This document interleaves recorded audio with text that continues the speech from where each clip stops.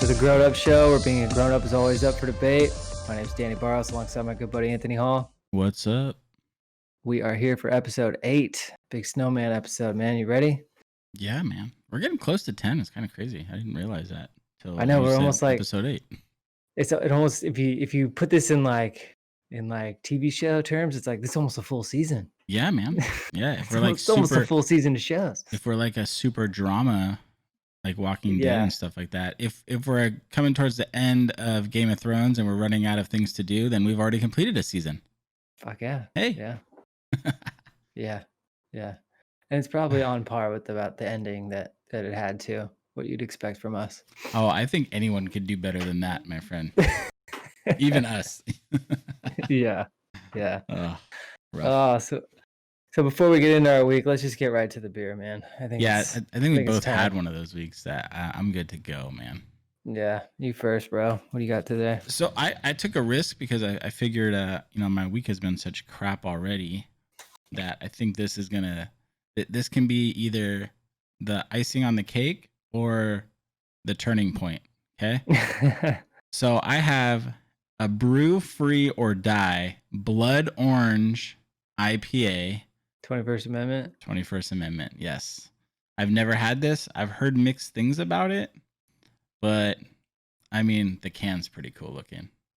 Yeah, they always have good graphics on their cans. Yeah. I mean, they normally make a really good Brew Free or Die just regular IPA, so I would imagine Blood Orange isn't going to be too far off. So. Yeah. So 7% alcohol. Jeez, 7% alcohol and 70 IBUs. Nice. And I need this, and I need it to be good, or I'm just gonna have a rage vent Christopher Columbus episode again. Bro, you're gonna drink it anyway. It's all good. Oh, that was a good one.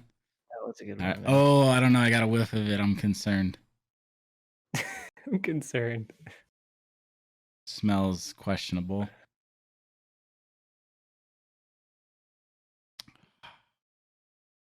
Okay. Yeah. Ooh, that's got an interesting aftertaste. You totally taste the blood orange at the end there. I think what a lot of people like are weary of when they see or hear blood orange is I think they kind of like immediately assume they're gonna taste grapefruit. Yeah. But you're not. Yeah. It's a completely different flavor. Yeah. So. That's not bad actually. Okay. Turning point of the week. Good. I needed this. Nice, this dude. Actually kind of surprising. Yeah. Show's only gonna get better from here now that you're drinking one of those. So hopefully. We're in good hands. What are you working with? I'm working with it's one of my favorites. So my local craft brewery, when I say that, the closest one to me that I like is Hop Dogma Brewery. The boys on the coast side over there, and most recognizably Half Moon Bay, but it's technically in El Granada, right there in the harbor of Half Moon Bay. Don't give Hop Half Dogma Moon Bay Brewing credit. Company. Yeah. Hop Dogma Brewing Company. This one's the Silly Gimmick. It's a Northwestern style. Sorry, I always do that, Northwestern. It's Northeastern style double IPA. It is amazing. 8.2%. It packs a nice punch, and it is just incredible. Simcoe, Ella, Citra, Idaho, and Mosaic hops. Tons of malt. Super fruity, super flavorful. Can't say enough good things about this beer. Go get yourself some. I love that every week when we do our beer reviews, for me, it's like, oh, this is a new one. Never tried it. And for you, it's like, oh, this is like, everyday thing. Well, for me, it's like, I do try new beers frequently, but I feel like for this show, like, we've only gone through 8 episodes, and I've been trying beers now for so long that I've got so many on my list of favorites that I want to share with people, and I want to get these out there and get these known as good beers, at least that I like them. Yeah. And then, before I start trying more that I haven't, Yeah. I'm more of the I'm still the baby to the beer trend, I guess.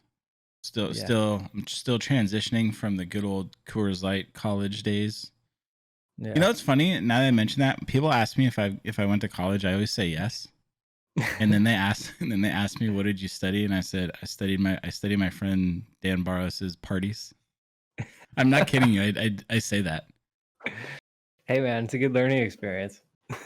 And then they give me that question mark and I go, listen, I went to college parties. I didn't go to college. Yeah, you got to hang out with college people. It's all the same. I know the vibe. I understand the lingo. Okay. Yeah. I just didn't do the whole class thing, you know? Yeah, I just did the important parts. You know. Yeah. So. Oh man.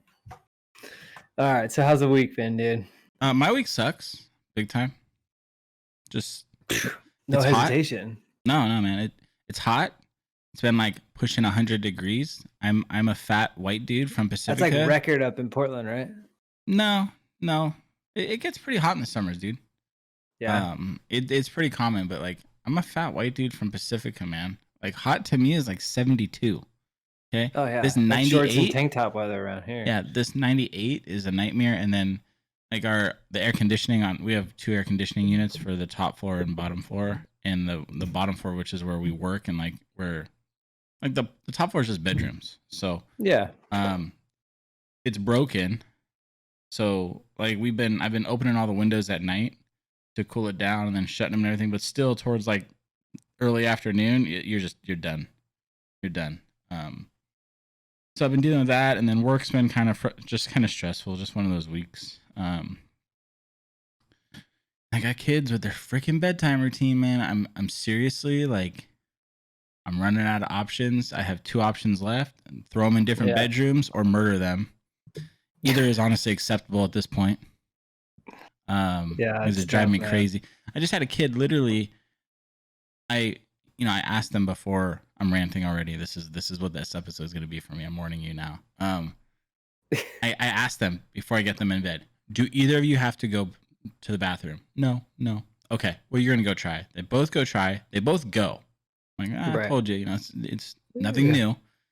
Well, recently they've been doing this thing where they go to the bathroom and then they get into bed. And I don't know if this is like them just getting smarter as they get older, but the rule is you don't get out of bed unless it's an emergency or you have to go to the bathroom.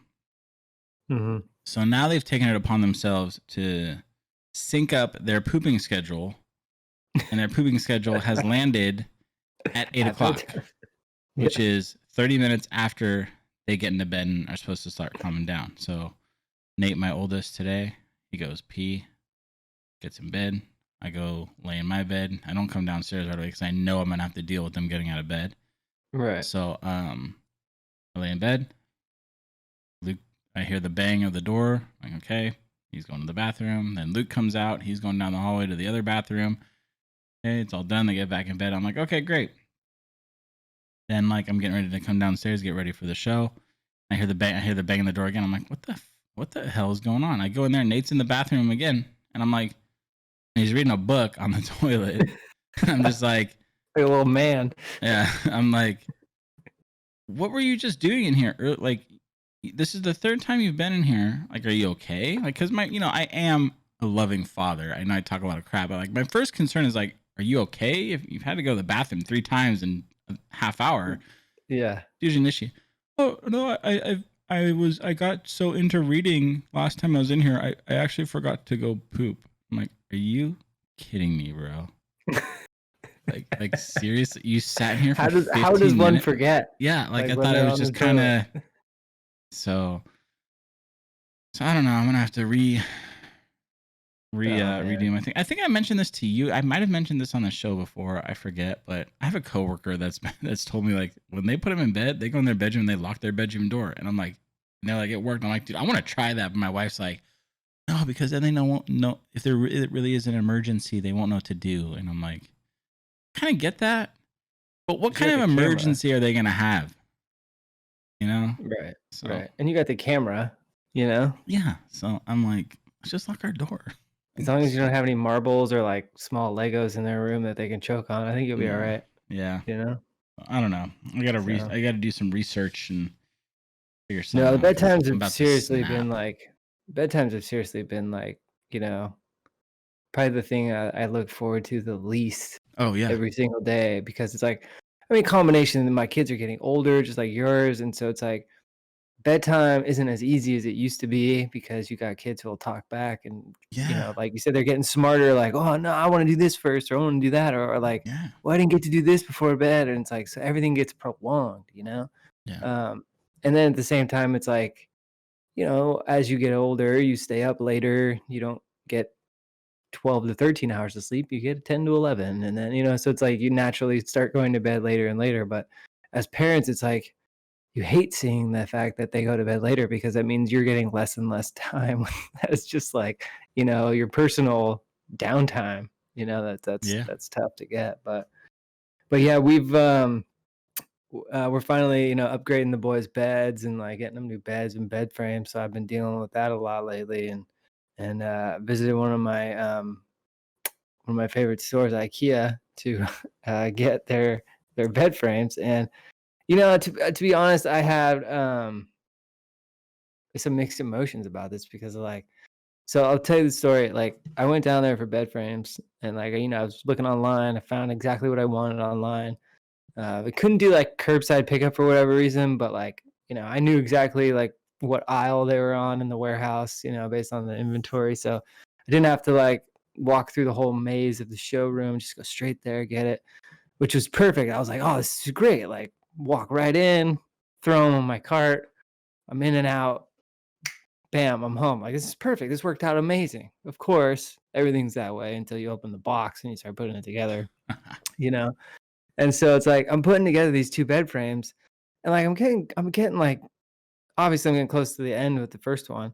And I'm like, like I bought a bed frame, but I had no idea that like the slatted bed base, like that like the actual mattress sits on is Okay. sold separately. Mm, And I'm like, so you guys that's show the pictures and everything's together. It's like, in what time of my life am I just gonna need the wood that goes around the outside of the bed and nothing yeah, else? that's kind of weird. Like they usually like I know that they do that You know? sometimes where it's in separate boxes, Right. but for something that's like needed for it to work, paying for it separately is kind of weird.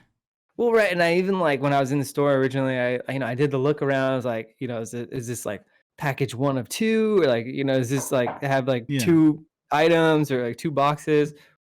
Oh, no, it's all in the 1 box. Alright, let's go. And then so, lo and behold, I gotta go the next day, you know? Yeah, so I knew that it wasn't, a matter of, I just didn't grab all the parts, like I'd paid for. It wasn't like in 2 separate packages. Like I looked around and made sure it was just 1 package because that's happened to me before at IKEA. So of course have to make a second trip the next day to like actually buy those slatted wooden bases, and it's just like it's ridiculous. So I mean, again, I gotta give them credit for good experience in the store, COVID related, and all that kind of stuff. It was really good, but then, of course, it's like, you're building everything and it's like, there's always something, right? Like I got one less bolt than I need on something, and then like I got too many of one other thing. It's like, I just don't understand that we've got so many high tech machines in this world that are able to like fill like beer cans to precision height, like like super fast, but we can't have a machine put the right number of screws in a bag for like IKEA. Yeah. Like, it's like what do we have to do here to make the like they try to make everything so foolproof, but then nothing ever works out that way because there's always something missing or something didn't go right. you know? And it's like I just don't get it. It's just one of those gripes that I've got that it's just you know, everything should go smoothly, quick, easy, and there's always something that like, throws you a curveball, man. And Yeah, I know that feeling. I've actually had majority of my life good experiences with IKEA stuff, but I can tell a quick story about some more my stupidity than anything though, unfortunately. The one thing I ever bought from IKEA that was messed up is I once bought like the little Alex drawer sets that are like really popular. mhm. But I didn't put it together right away. Like I waited like a few months. And then finally I got around to putting it together, and one of the drawers you know where they have like, it's like the slotted hole, and then the screw goes into the wood, and then you have to like, it's like a Yeah, you clamp. put like a little nut in there. Or Yeah, and something. like, and then you turn up the screwdriver, and it like Yeah. hooks over the screw. Well, those holes were like just barely not lined up by like maybe a quarter of an inch, right? And I'm like, well, what the fuck, dude? So, excuse me. Jeez. So I'm just gonna gorilla manhandle this MDF crap, and I try to force it together, and I snap the screw, and I'm like, that's fitting, right? So these are kind of like unique screws, right? So I'm looking like all over my house from the dozens of IKEA things I've bought over the year. Can't find anything. Could have sworn I had like parts somewhere, but I didn't. So I literally go to IKEA just for like the parts section to get this stupid screw, this one screw. I don't remember exactly how long, but I feel like it was almost 2 hours I waited at like the parts line.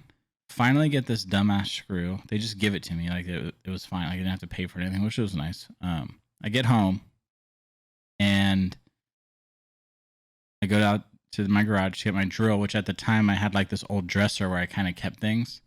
I go to open the drill drawer, and it's like wedged, right? Like something in the drawer above it kind of fell and wedged it, so I couldn't open it.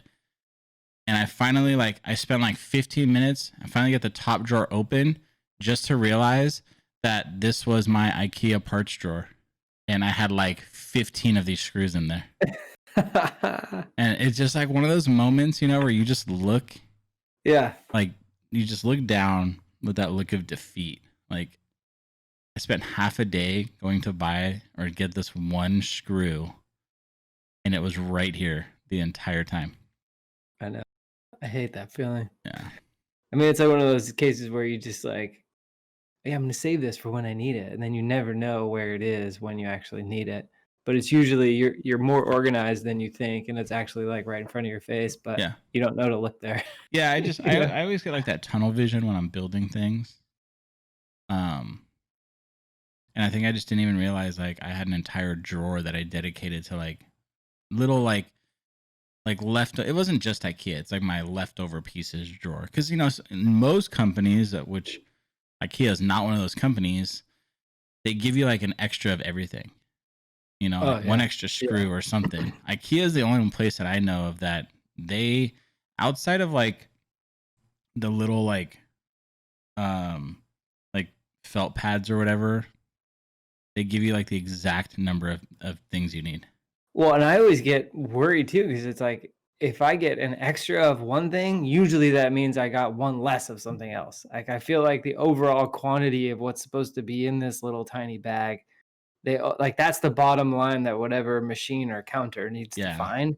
And then it's like you still get screwed, one way, shape, or form. The machine's just registering like there's 17 pieces in here. That's, we're good. Not necessarily that there's like 2 of each, and then there's supposed to be this one off. Yeah, and I don't understand how there's a little Allen wrench this big, and I'm supposed to assemble the entire bed frame with this. And I'm just like I'm totally the guy who like whips out my drill and I'm gonna put this thing together. Oh yeah, I'm the same way, dude. I freaking just annihilate IKEA things. You know what's funny about IKEA, man? Those things, everything IKEA that you buy is quite possibly the most flimsy POS thing until you put the last screw in, and then it all of a sudden is just like concrete. Yeah, exactly. Like they really figured the puzzle out, man. Yeah. On it's like that on everything. Yeah, like trust us, this will all make sense when it's over. Yeah. Like you don't touch it until you put that last screw in, or it's all gonna go to shit. Yeah, bear with us, please. Yeah. Come on. Jesus. Yeah, man. I feel your pain though. I definitely feel your pain. I got nothing like that this week to rage about outside. Anything of to vent about? No. Not really, man. I was trying to think about it while you were talking about your IKEA story, and just having one of those weeks where it's one thing after another. I will say I'm excited that it looks like a portion of our house that this whole remodel freaking disaster has been going on for a year now, a little over a year, and our front deck tomorrow. The railings are going in, and then the last thing that needs to happen is so on the front we're doing. It's like this, kind of like this, almost like a stamped concrete in a way, but Oh, nice. a little different. But it's like super waterproof. It just needs like this, like they put the last coat, they put the tape down for like the lines, 'cause it's gonna be like a subway texture, like stone. Then they put the top coat on, so the railing's going tomorrow, and then all they have left to do is stain it to give it like a little bit of depth, and then seal it, and then finally our front deck will be done, which I'm really excited about because I've been wanting to. We bought some like furniture out there because this was supposed to be done like 2 months ago. You guys have a good view from the front, right? Yeah, it's really nice. And Yeah. it's tucked under the boys' bedroom, and then they have a deck, so it's like fully covered. So it gets a little bit of sunlight, but it's usually in the shade, which is really nice. Yeah, nice and protected. Yes, but I've just been wanting to chill out there. I got a book I'm trying to read. So it Hell looks yeah. like there's a small chance I'll get to do that this weekend. I'm going with no. I think it's gonna take till mid next week for them to get out here and do like the seal Yeah. coat. But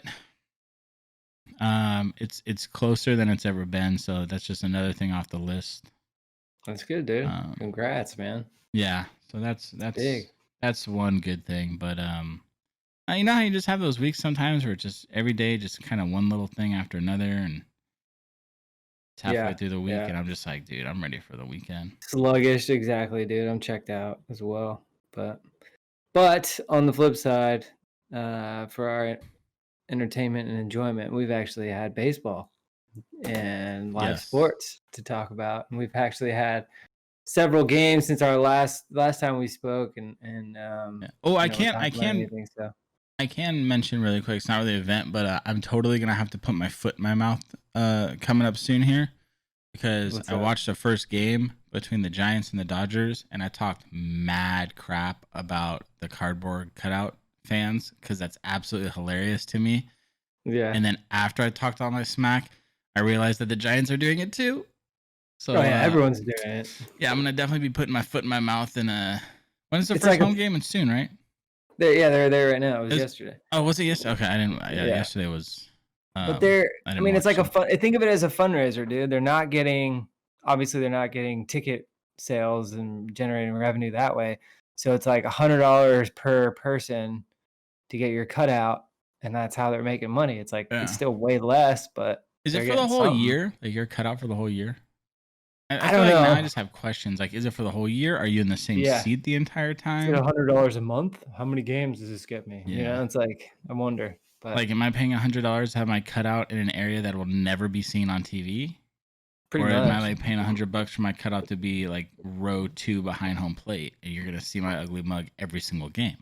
No, I think it's dynamic placement by them. I think obviously season ticket holders get their seat, but then I think like if you watch the game like right behind home plate, it's like Jerry Rice and E08 and Steve Young and like all the Bay Area celebrities, for good reason. They're not just gonna put Joe Schmo behind home plate for the same price. Poor old Joe never gets his break. Yeah. I mean, you put in for one, you might be up in the upper decks, dude. Just because. But yeah, hey, there's people's dogs out there, dude. I know, like there's dog cutouts. I know. Like I thought that was only like one day of the year where they allowed dogs in there. Now that dog's gonna be in there. And is that like extra? Like, do you have to pay $125 for your dog? Yeah, I don't know. For you and your dog. Is there like a 4-legged fee? I don't know. Yeah, but it was fun. It was fun to watch some baseball for those first couple days, and then it just all freaking hell broke loose pretty quickly here. Oh, I know, and it's not going to be the end. I mean, this is just the first shitstorm that they're going to have to weather, especially with the what's happening with the Miami Marlins. With I don't know, was it like 17 people in the organization coming down with COVID? I think it was 14, 2 coaches, 12 players, or 12, 10, and 2. I know the ratio. It was definitely 2 coaches and the rest are players. I just forget if it was like 10 or 12. But regardless, like, dude, that's a big chunk of players, and like I know they like postponed everything till next week, but those players can't be coming back next week. Like, if the team does come back and it's all legit next week, they're still going to be down 10 to 12 players for a while, right? No, Like, but I mean, this is all considering that like these numbers stop climbing right there. yeah, You know that nobody else is going to test positive yeah, in the organization, or nobody from the other team is going to test positive. I mean, it's like this is going to be ongoing, and it's going to be something to keep an eye on and watch because hmm I mean, look at the ripple effect that it has. It's like, okay, now the Marlins can't play, and now other teams are now. I think it's the Nationals right now that like their players are voting against going down there this weekend to start a series against the Marlins. yeah. I And wouldn't want to I go don't down blame them. there. I I don't blame wouldn't. them. Yeah, no, You man, know, no. and then it's like then you have to turn to Major League Baseball, and you're like, okay, we need some scheduling help here.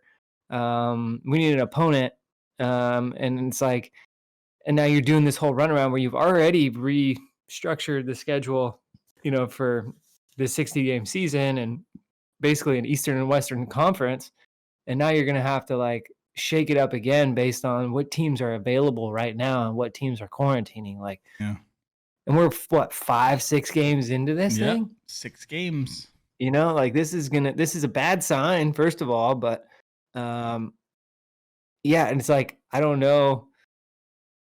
I'm sure they gotta have some internal thresholds, like, if it's gonna get to so many positive cases, like, what are we gonna do if it gets this high? What are we gonna Yeah, do if it gets this high? Like, at what point do they shut it down, you yeah. know? I mean, dude, it's so broken already. It is so broken already, man. Like, it was already at 60 games compared to 162. Yeah, 5, or I think it was actually officially 4 games into it, this popped up. Like you said, yeah. it's definitely not going to be the last. Especially like, and I'm sure this is a reality check for a lot of players too, and they're probably like starting to think about really opting out and stuff. Well, I mean, you look at what the NBA and, like, Major League Soccer is doing, they're operating in a bubble system, and to be honest, it's working. It They is, they're continuously testing, and except results are except very for positive, you except know? for a dude who decided to go to a Yeah. strip club. Lou Williams. Attaboy, buddy. Hey You man, know, I mean, I understand that you love wings, and they happen to have the best wings, but I mean, yeah, that's what he really loves, the yeah, wings. it's kinda like saying you read Playboy for the articles, It's like Playboy had articles. yeah, Wait, exactly. seriously? Yeah. It's like, I don't know how many people even knew Magic City had wings, you know? What? Oh my gosh, bro. Yeah. Apparently now they're heavily advertised, Oh you know? yeah, I'm sure. Free advertisement on those wings, Yeah, big by time. the way. Oh man. Yeah, no, but sorry to cut you off there, but no, you're right. The bubbles are working. It's kind of fascinating that this isn't something that was thought of. It kind of feels like honestly, dude, like not to be super negative, but it kind of feels like health wasn't really the main thought in the Major League Baseball startup. No, I don't know what it is, For man. I don't Well, know, for it to like, happen so quickly, it's like I don't know. It's just interesting. well, the way I look at it, it's like they had the perfect opportunity to do a bubble sort of system. I mean, Yeah. because both like Florida and Arizona both offer like the spring training elements to hmm these things, and they could very well operate down there in a bubble system at these spring training Cactus League type Yeah. parks. They could have Um, easily done it in both yeah, locations too. Like yeah, stayed because you're not having fans in the stands anyway. It doesn't no. matter. And I know Yeah. there was some argument about the game being different there because of the ballpark element Yeah, into but that's it, and bullshit if and every everyone's playing stadium's there. different and all that kind of stuff. Yeah, So but that's bullshit if everyone's playing in the same stadium. exactly, if it's across the board, it shouldn't matter. Yeah. you know Yeah. I always hate um that when people try to make that excuse and other things too, not just this, but it's like, dude, if everyone's doing it in the same way or same place, yeah, if there's some funkiness to it, it doesn't matter. It's equal across the board. That's what matters. Like if you're playing in a exactly, stadium exactly. like AT&T Park or whatever it's called now. Is it Oracle now? Oracle Park, yeah. Okay, I'll eventually get used to it. But like we've always Yeah, had at that. mid-season. Yeah, we've always had the unique walls. Yeah, So, but if every team's playing there, does it really matter? No, everyone's gonna yeah. play it the same. Which, speaking of the walls, have you you look like you haven't tuned into the game yet since you didn't even know they were home. But No, I've been busy the last couple days. I thought it started. I thought game one was today. but there, I mean, they did make some physical changes to AT&T Park Yeah, this year I do with know the about them. bullpens and all that kind of stuff. One thing that they did that I feel has already kind of affected the Giants in a negative way. Um, No so more right triples alley, field, right? well, they kind of took it away. It's still there, but it's not as deep. It's just it's just deep. It's just not fucking deep, you know. Um, so but anyway, the right field wall where it like leads into McCovey Cove. Mhm. You know how like people used to be able to like stand there, Yeah, like behind the fence and see things. yeah. So apparently, what they're doing now is because people used to stand there, like those doors used to always be open, and it used to create this draft, and balls wouldn't carry as much to right field. And so now they've made a physical scientific point to close those doors to see if the balls will carry more to right field and, see if it helps the trajectory of potential home runs. Well, it does, but it's helped the other team so far, not the Giants. Well, yeah. Yeah. That's Because like I think I forget who it was, but somebody on the Padres last night hit what like if you listen to the announcers, hey, it's a pop fly to right field. Oh, wait a minute, it's just like, actually. yeah. So Ah, it's just man. like, all right, well, let's, we know it works. Let's hope our guys can Yeah, get a hold of that's a it. mistake for a team that's notorious for not having big hitters. But I'm just thinking, like, okay, like if we know that the doors is what does this trick, like, let's open them and close them at strategic times. Yeah. When it's our turn to bat, Scientifically, let's close them up. scientifically, at the top of every inning, the doors Yeah, should be open yeah, because of exactly. the wind trajectory. And then at the bottom of every inning, to make the game fair, Right. Yeah. the door should really be Yeah. closed. Yeah. Oh. Yeah. And this gigantic airflow fin should be dropped down to the field. Oh, I know. Just paint it green so it blends with the grass. No one will notice. But one thing I think we need to talk about in terms of baseball, and no matter how big a Giants fans we are, I think we can all appreciate the Dodger Joe Kelly lately. For Yeah. I mean, taking one for the team is like an understatement. I mean, he took one for the league and basically put the league on his back and said, "Hey, check out how big my balls are because like I'm doing this for everybody right here." Yeah. And this was an amazing display of just completely trolling the Astros for their, like part in this like sign stealing scandal from the World Series. It was amazing, dude. I My hat didn't my hat goes off to you, Joe Kelly. I'm not too filled in on it all, but I saw his Instagram picture where he like photoshopped Yeah. some of the big Astro players onto his kids Yeah. and then his mock of not like a mock but like a shout out to Conor McGregor. Did you Yeah, read the yeah. comment where he's Yeah. like, I want to take a minute to apologize to absolutely nobody. Yeah, Dude, exactly. that's one of I'm not a McGregor fan. I'm not a McGregor hater. I loved his shit talking. It was the best, but I love it when shit talkers get put in their place. So for Oh, me, like yeah. I think my relationship on McGregor is he's a great fighter, man, but I always wanted him to just get checked. Just because Well, it's yeah, so yeah, fun to see the yeah. loudmouth get checked. Nothing against him, but he definitely for the majority of his career backed it. But that goes down in history for me for one of the most epic things anyone has ever said. Just the way he said it too. I want to take this moment to Yeah. apologize, and then the hesitation, and then the absolutely nobody, And Well, you and could I just read it when I saw yeah. Joe Kelly's post, dude. It was just classic.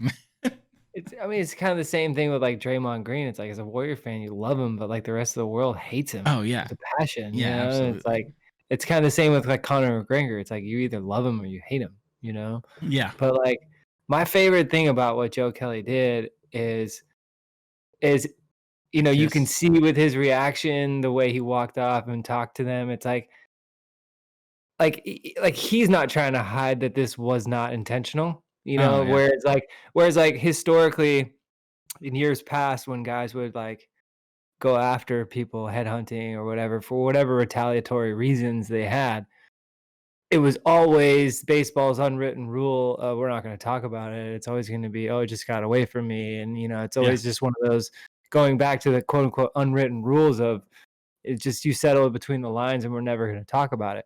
But in these cases, it's like with what the Astros did and how blatantly disrespectful it was to the game of baseball.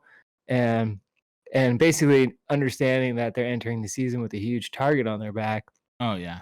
I applaud Joe Kelly so much for just being openly and honestly about his intentions and like not giving a fuck about it whatsoever. And just Yeah. like, this is because he understands that regardless of the fact that it's wrong, that the majority of society is on his side in this case, and that it's not going to negatively affect him more than the 8 games that he's being suspended, hmm which he's even appealing because, I think now he's going to play that baseball card of, well, it just got away from me, Yeah.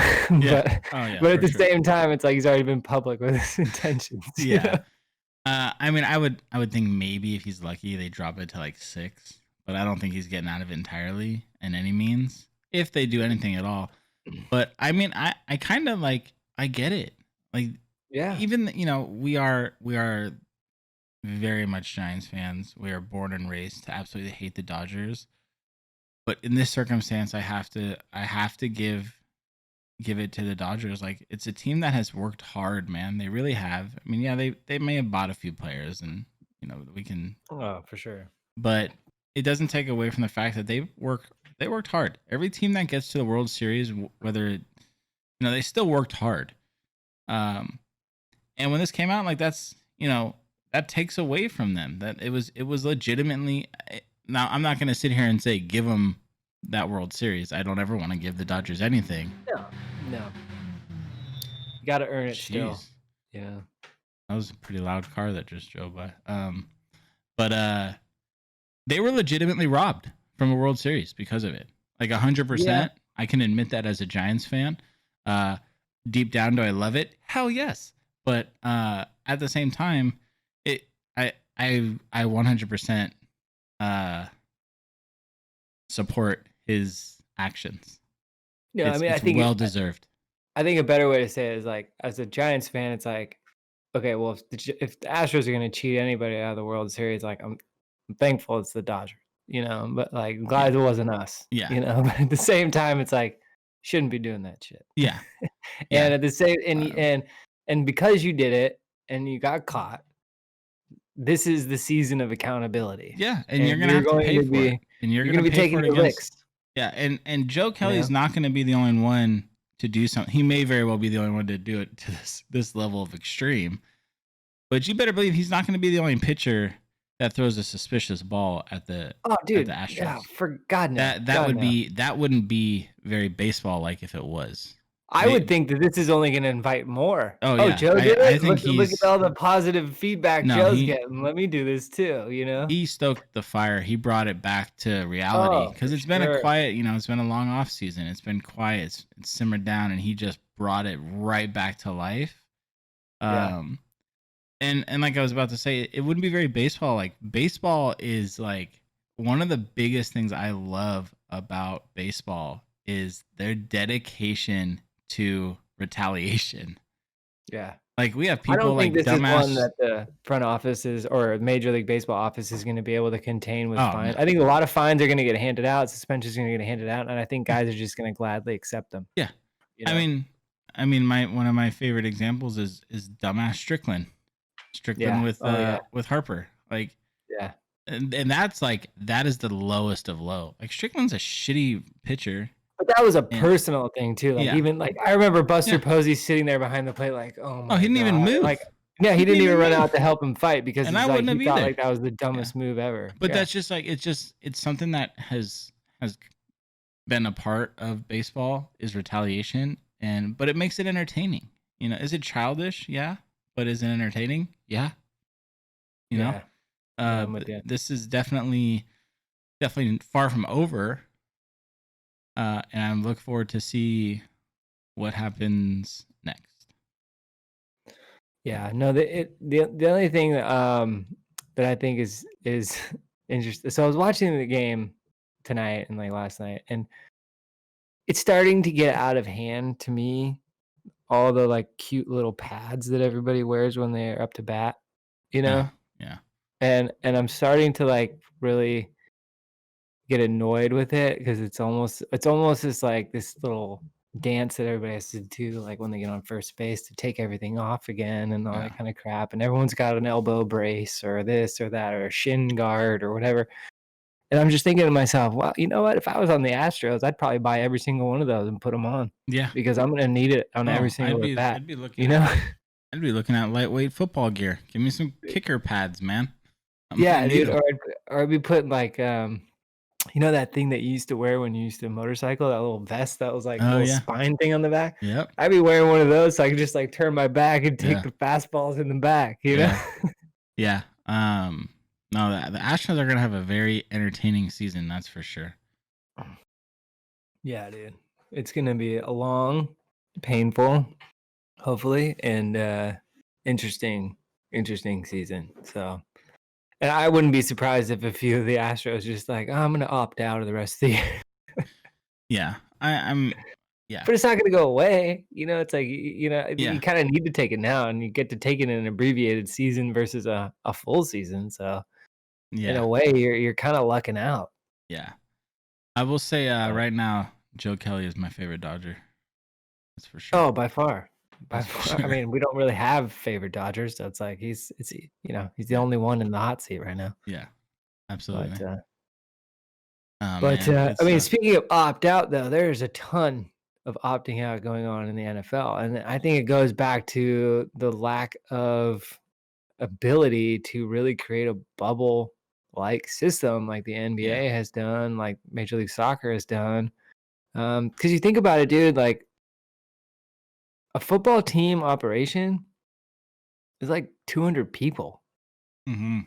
You know, it's like 50 players. There's almost 150 It's coaches and big. trainers and things like that. It's like, and they all travel. They all travel to the games. So it's like Yeah, 32 teams times 200. It's like your bubble is pretty fucking big as it is. It's yeah, like, and that's part of the issue we're seeing with Major League Baseball. I don't know if their organizations that travel are that big, but it's the fact that they're still doing the traveling from our home stadium to your home yeah, stadium. I mean, you think like just even this like, oh, the Western Conference, Eastern Conference, like you're going as far as like Colorado and you're going to Texas and you're going to some of these Midwestern states, and it's like, okay, we still have to fly there like 2-3 hours. Like, what's the difference if you flew to the East Coast for 2 more hours? yeah, Okay, you just got off the plane in a different city. It's like you're not really doing anything a lot different. But and yeah, football is going to be entering that same state. yeah. So it's something like, I think the reason we're seeing it more with football is you know, we still don't even know if we're gonna get a legitimate full season. And even if it's pushed back at the last second a couple games, there's there's such limited amount of games. Like I feel like it gets to the point like what if they do have to cut their season in almost half?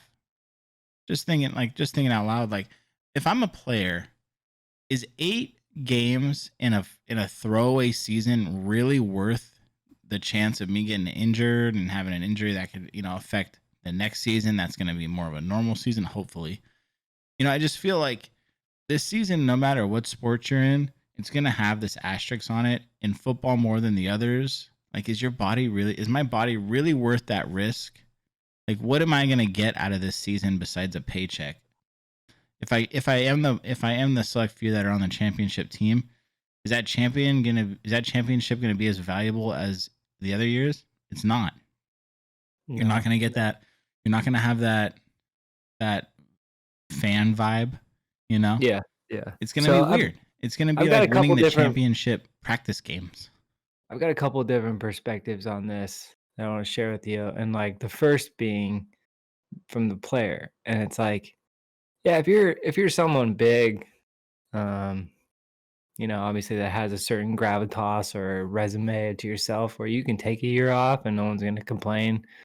and then you come back and you could step right back in and be a starter. But there's a lot of guys who are in a situation where they're fighting for their future. They're in a contract year, or they're an undrafted signee who is in a position where it's like, if I opt out, like I may never get another shot, you Yeah. know. Or if I opt out, that means I don't get paid this contract that I'm currently signed to, and I really need that money, you know, because I'm not making a ton yet, you know, Yeah. and I'm hoping that I can punch my ticket the following year and sign a contract extension and then really get paid, you know? So I think it's interesting depending on who you are, what your contract situation's like. Also, you know, what your team situation's like. I feel like, I mean, there hasn't been a whole lot of people on the Niners that are opting out. I think that's because the philosophy in the house is we're knocking on the door again and we need Yeah. everybody to do this. And so I don't think anyone's really looking to opt out in that type of year, you Yeah. know? That's true. That is very true. And they got the collective buy-in, I believe, because they felt so close with just barely losing last year and all Hmm. that kind of stuff. And so, so that's very different than a team like, you know, the Bengals. You know, like I Yeah. wouldn't, you know, like I wouldn't be surprised if you got long-term veterans on the Bengals that decide to opt out. I mean, like, why not? You know, or other teams like the Jets, or you know, the Giants, or whatever the case may be. It's like if you're a mediocre mid-level team and you're sitting on a 5-year deal and you're on year 2, it's like, by all means, you opt out is a real possibility for you, you Yeah. know? Um, but not everybody's in that situation. Now, from the NFL's perspective as a league as a whole, um, I kind of don't ever see them shutting down. I kind of don't ever see the league No. saying, like, no matter the amount of positive tests. Now, here my point is because you go back to any other year pre-COVID, okay? Somebody blows out their knee. Oh man, it's really shitty you blew out your knee and you're out for the year. Okay, next man up. Yeah. Oh no, Because yeah. The we got something to NFL, do. dude, the You NFL know? is the most freaking greedy league of them all. Yeah, and it's like they've been selling this like carnage of a game and this sort of like battlefield, you know, mentality of, you know, it takes a village and it doesn't matter who's here with us, like we're all a team, and if you can't make it the next man up, we're still gonna get the job done. And it's like COVID's gonna play a part in that. And it's gonna be like Yeah. if a few guys get knocked out because of COVID, it's like, well, I mean, thankfully they're not sitting on the sidelines with a broken arm, and they don't have a lot of rehab coming back. We just gotta wait maybe another week or two, and then they'll be back in the fold. You know, Yeah. so it's gonna kind of be that pattern. But you're gonna see a lot of guys step up. You're gonna see a lot of Hmm. XFL guys getting signed. You're gonna see a lot of like, you know, undrafted guys get signed mid-season. Practice guys getting bumped up because of all this. You know, Hmm. and you might even see more and more people opt out mid-year because of the circumstances. Like, the numbers are going up. I don't want it to be me. I'm gonna opt out. Yeah. You know, and then it's gonna be even more next man up, next Yeah. man up. So I think we're always gonna have a product. I think the product's just gonna be a lot different this year. Yeah. No, I never thought in a million years the NFL would shut down. I would see that over the other sports more so. Yeah. NFL is definitely not the one to do that. I do think it's gonna be another sport this year. It's just gonna be so interesting just to follow it. Because it's gonna be there's gonna be problems. I'm waiting for, and not, this is very sinister, and I'm not trying to come off that way, but what I'm waiting for is the first athletic death due to COVID. Yeah, You know, a professional athlete who I, died of and COVID. and I mean, of course, you know, guys listening, don't. I'm not trying to come off. You're not rooting for that. No, Yeah. absolutely not. Like I'm not religious, and I literally pray that we never come to that point. But like, is No, that but what it's it's a gonna realistic take? possibility, Yeah, and is that what it's gonna and what's take gonna for? happen if that happens, you know? Yeah, it's like, is that what it's gonna take for some of these league execs to realize, like, you know what, maybe we need to look at this a little differently. Um, Yeah. and I'm not saying I'm pro like shut down the sports, you know, no sports. I want sports. I love sports, but I love life very much so, and I know every single one of these players does too. So Right. Right. Right. it's just hard, man. I was watching a little bit of Joe Rogan earlier today, had Post Malone on, and Post Malone just such a unique person, man. Oh, But he has unique. some Yeah. oddly interesting insights every once in a while. When his head's not foggy, which is, maybe a couple seconds a month. But Oh, I know. I love Post Yeah. Malone's music, but he's a unique character. But just the whole like how America's handling it and everything they were chatting about a little bit, and it's just fascinating. Like I read this a couple days ago, and they touched on it too. But Japan is like crystal clear from COVID, and it's because they all just wore their masks Yeah. and shut it down. Like I think Japan had something like a total of 1,000 deaths, which Japan is small, but it's very dense. They have a very high Oh, yeah. population. Yeah. Um, Still a big country, like, but the fact of how dense they are, people are literally all over each other. And for them to have like roughly 1,000 deaths and be pretty much clear of COVID is crazy. And we have smart people making good decisions, and what we have here is it's like, I mean, we talk about segregation amongst the races and the cultures and all that kind of stuff, but it's like our states are so segregated in yeah, and of themselves, and each governor is trying to make different decisions that they feel are yeah, best for their home state and their home economies, and they either some of them go against, some of them go with, yeah, the federal government's recommendations, and so we live in this country where everyone wants a voice and an opinion, but no one's following the same guidelines or rules, and here we are just spinning our own wheels with our thumb up our, yeah. and we can't get Yeah, out of our own way. it has a lot to do with the reality of oh man, I'm gonna say this and I'm gonna regret it, but I don't like to get political. Um, but the leadership is very weak right now in that aspect of Because it's not united. yeah. It's not united anywhere. No, but it's like we're in a situation where the economy is as bad as it is. Not everyone's like, oh, the economy is bad because of the shutdown. The economy is bad because we didn't shut down correctly and we opened Right. too early.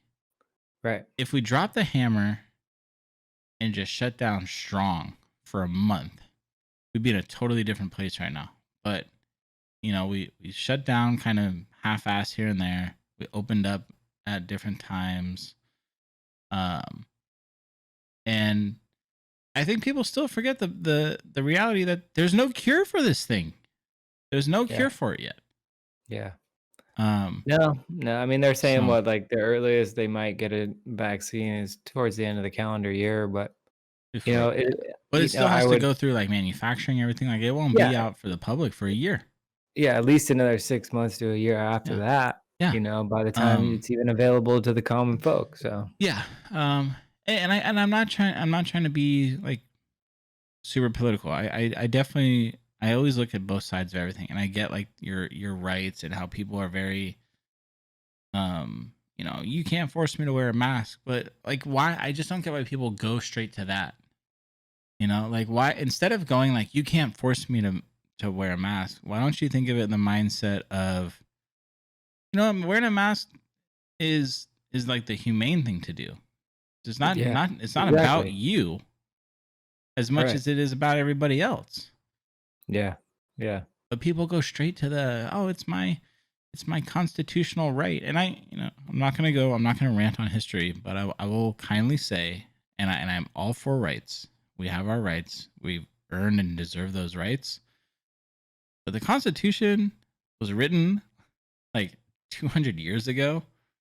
Like the thought of a Yeah. computer wasn't even an idea, let alone an entire, access to the world in your pocket or on your wrist. Right. Like just the time I feel like Well, some and things are drastically overdue for some revamping. But we can still have the same foundation. But people get so attached to freedom of speech and their gun rights and stuff. And it's like the gun yeah. thing. The gun thing is always one to me. Like I'm not anti-gun. I've never shot a gun in my life. I'm not anti-gun. Dude, I sit here and I freaking play Call of Duty every night. Like I love guns. I don't have a reason to have one or shoot one. But Yeah, I don't have any real like but people tend to forget Constitution and that amendment was written back in the day when you literally had to throw some freaking gunpowder in your gun, drop a freaking bullet or pack it, drop a bullet down there. Not during the time where you could whip out and shoot freaking 30 bullets in 4 seconds. Do they have those in Call of Duty too, where you have to like pack your own gun? No, that would be pretty awesome. Huh? But like, like just things have changed drastically. So it's like, well, so many things are open to interpretation, and you gotta. It's almost like the worst cliche saying of you got to take it with a grain of salt. It's like you almost need to take the Constitution in these days with a grain of salt because it was written so many years ago, and you need to interpret it for the time in which it was written, way back when, and then you need to reinterpret it into how it can be applied to today's society and today's communities and governments and all that kind of stuff, because the way in which we operate and do things and our economies and yada yada yada are worlds different than they were 250 300 years ago. And it's kind of like that bottom sentence of everyone's job description that says other duties as assigned, and it's always interpreted in different ways from the employer versus the employee. And it's the similar situation here where it's like, don't look at not wearing a mask as like, well, it's my constitutional right to not wear a mask. Well, maybe Thomas Jefferson would have wrote a special thing about masks if like he thought that this was going to be an issue like 300 years later or 200 somebody years later. I'm not doing my math in my head right now, but I'm just saying that like, the Constitution's written for a certain way, but like if you know that one thing will like something that's so easy, putting a mask on will prevent so many deaths. Like, why are we fighting? And that's what I just don't get. And it's just where our country has become this cesspool of stupidity. Like people are so sensitive, and like they're, you question anything they do, and it's you're just insulting them, and they go straight from 0 to 100, and it's like you just kind of got to open your eyes, like. Just wear it. Like it's not. I just don't get why like so people are so hostile about it. Like, it's not like someone's asking you to. I can't even think of an example of something outlandish right now. Like it's just so mind blowing. Like you're being asked to wear a mask.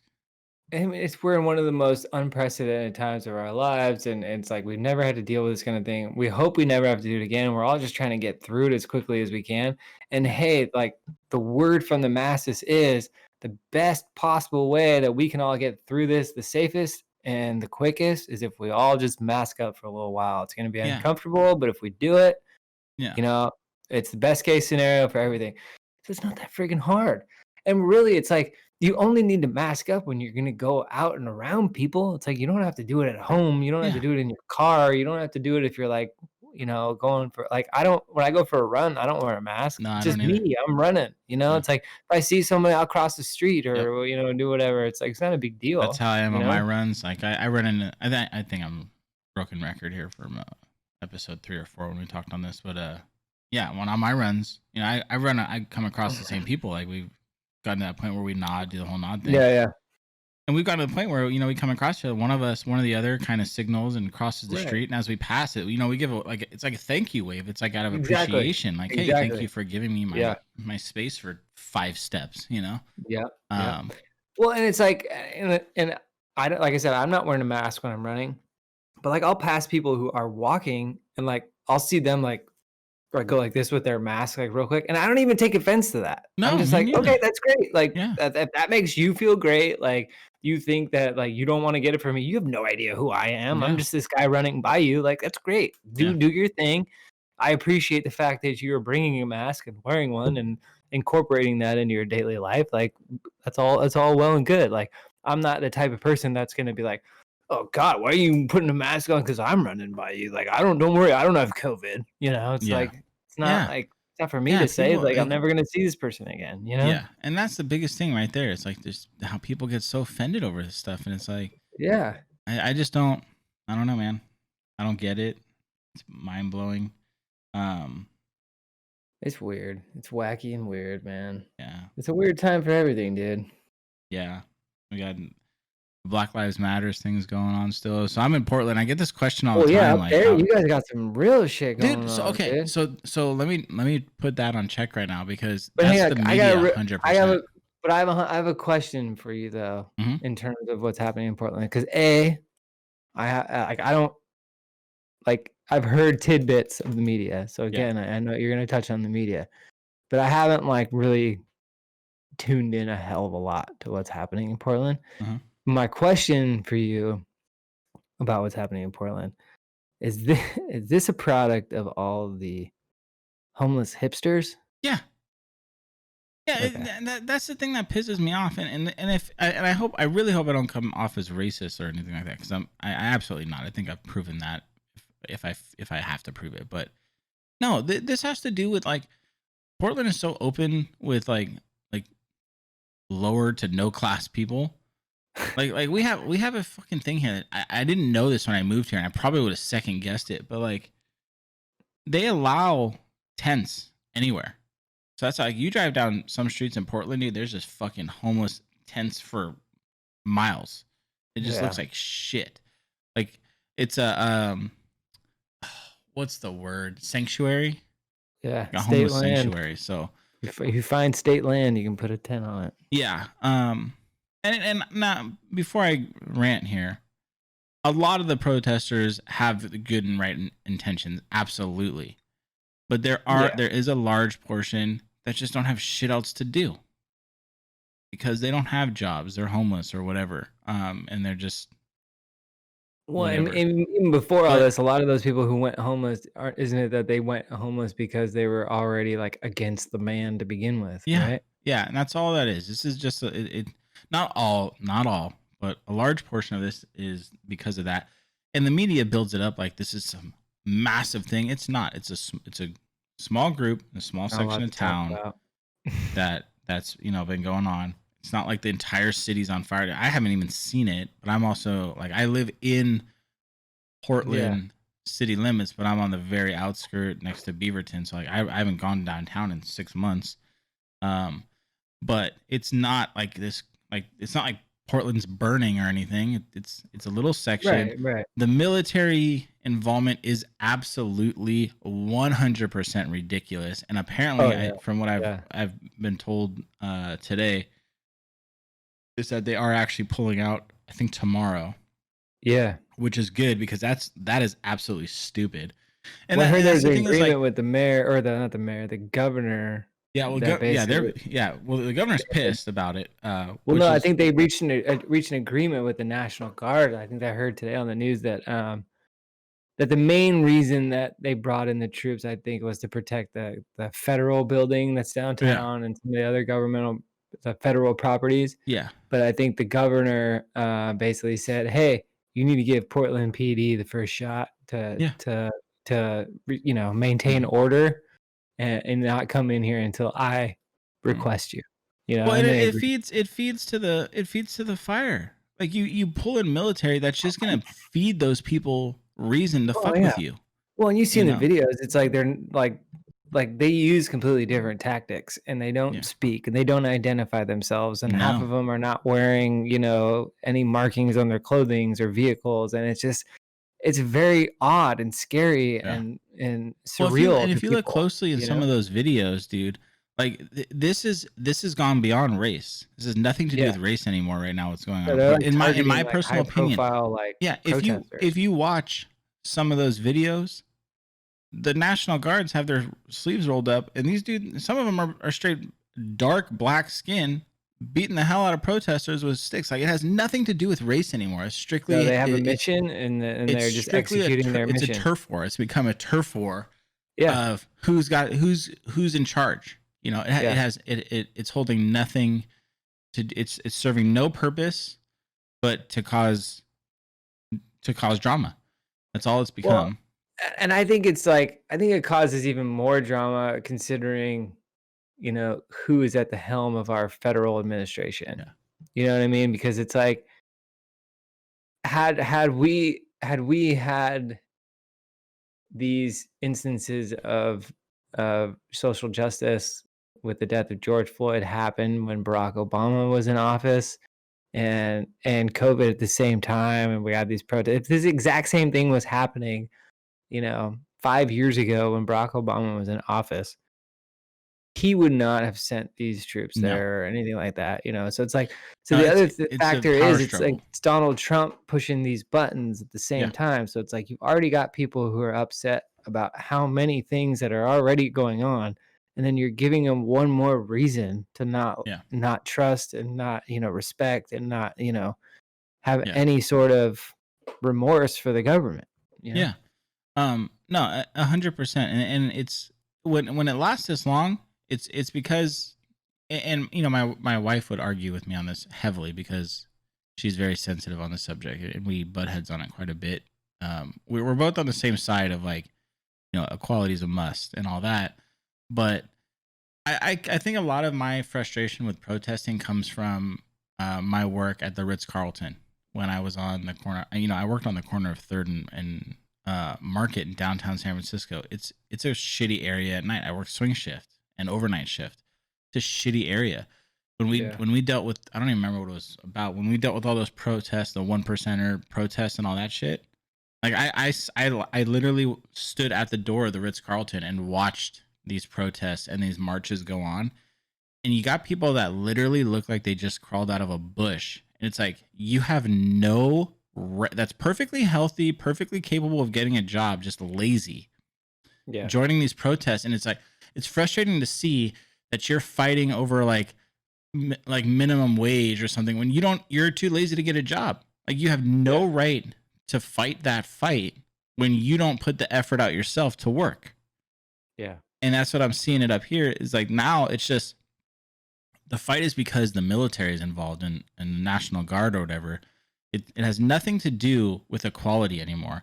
It strictly has to do with the fact that the military is here, and it's a big dick battle. That's all it is.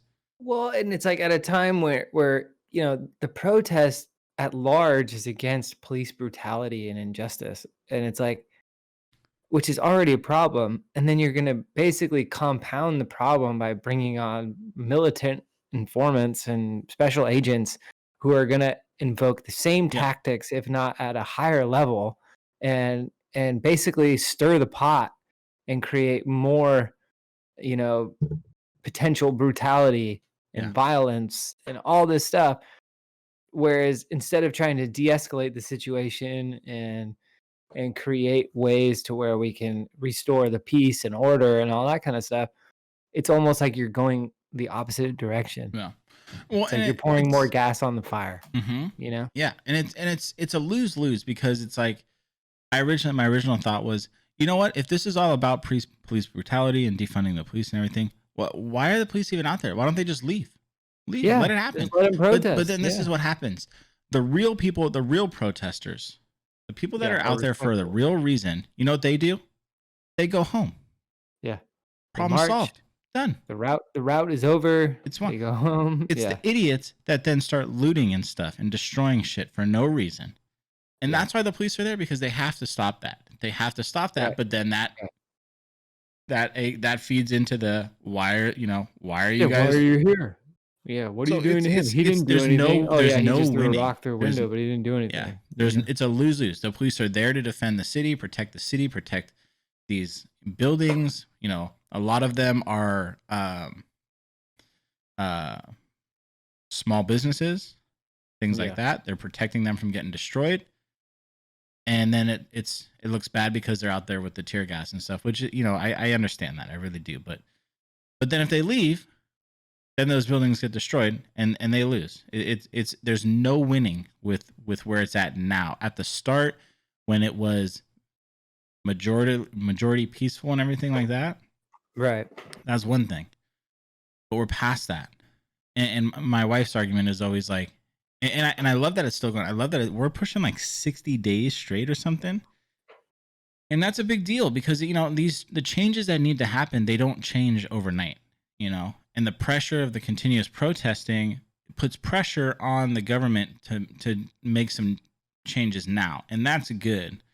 But what's happening in Portland right now, I feel like we're past that. And I Yeah. need to voice that this is 100% my personal opinion. I'm not down there on the front line protesting or anything like that. I would love to. I would absolutely, if COVID wasn't going on, me and my wife and my kids would be protesting. I would absolutely protest and fight for equality and fight for the right cause. I can't risk that with COVID, living with a 65-year-old and a 5-month-old. Yeah. You know, and now it's to the point where I don't feel like what's going on in Portland.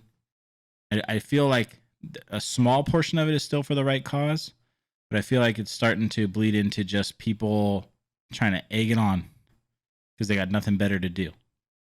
Yeah. And I'm sorry if people take offense to that.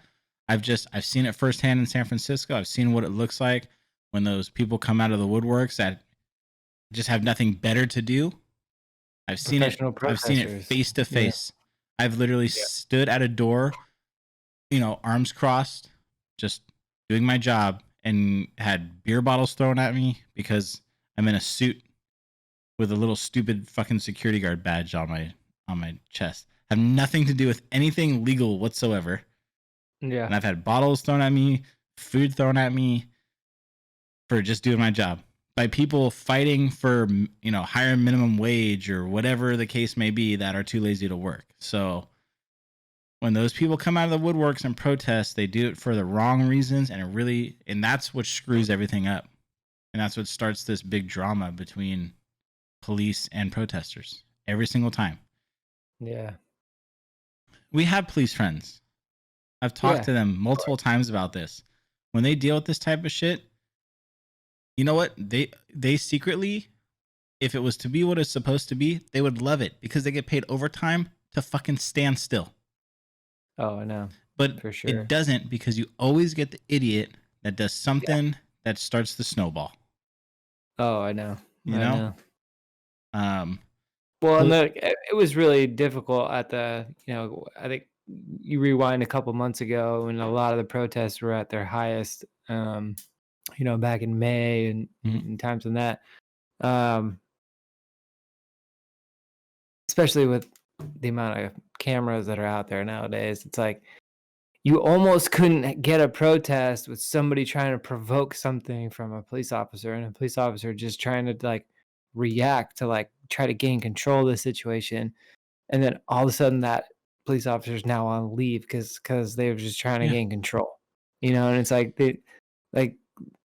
it's like everyone's trying to twist situations to where they're so bad and negative when a lot of them are just very common and they are just very straightforward and black and white.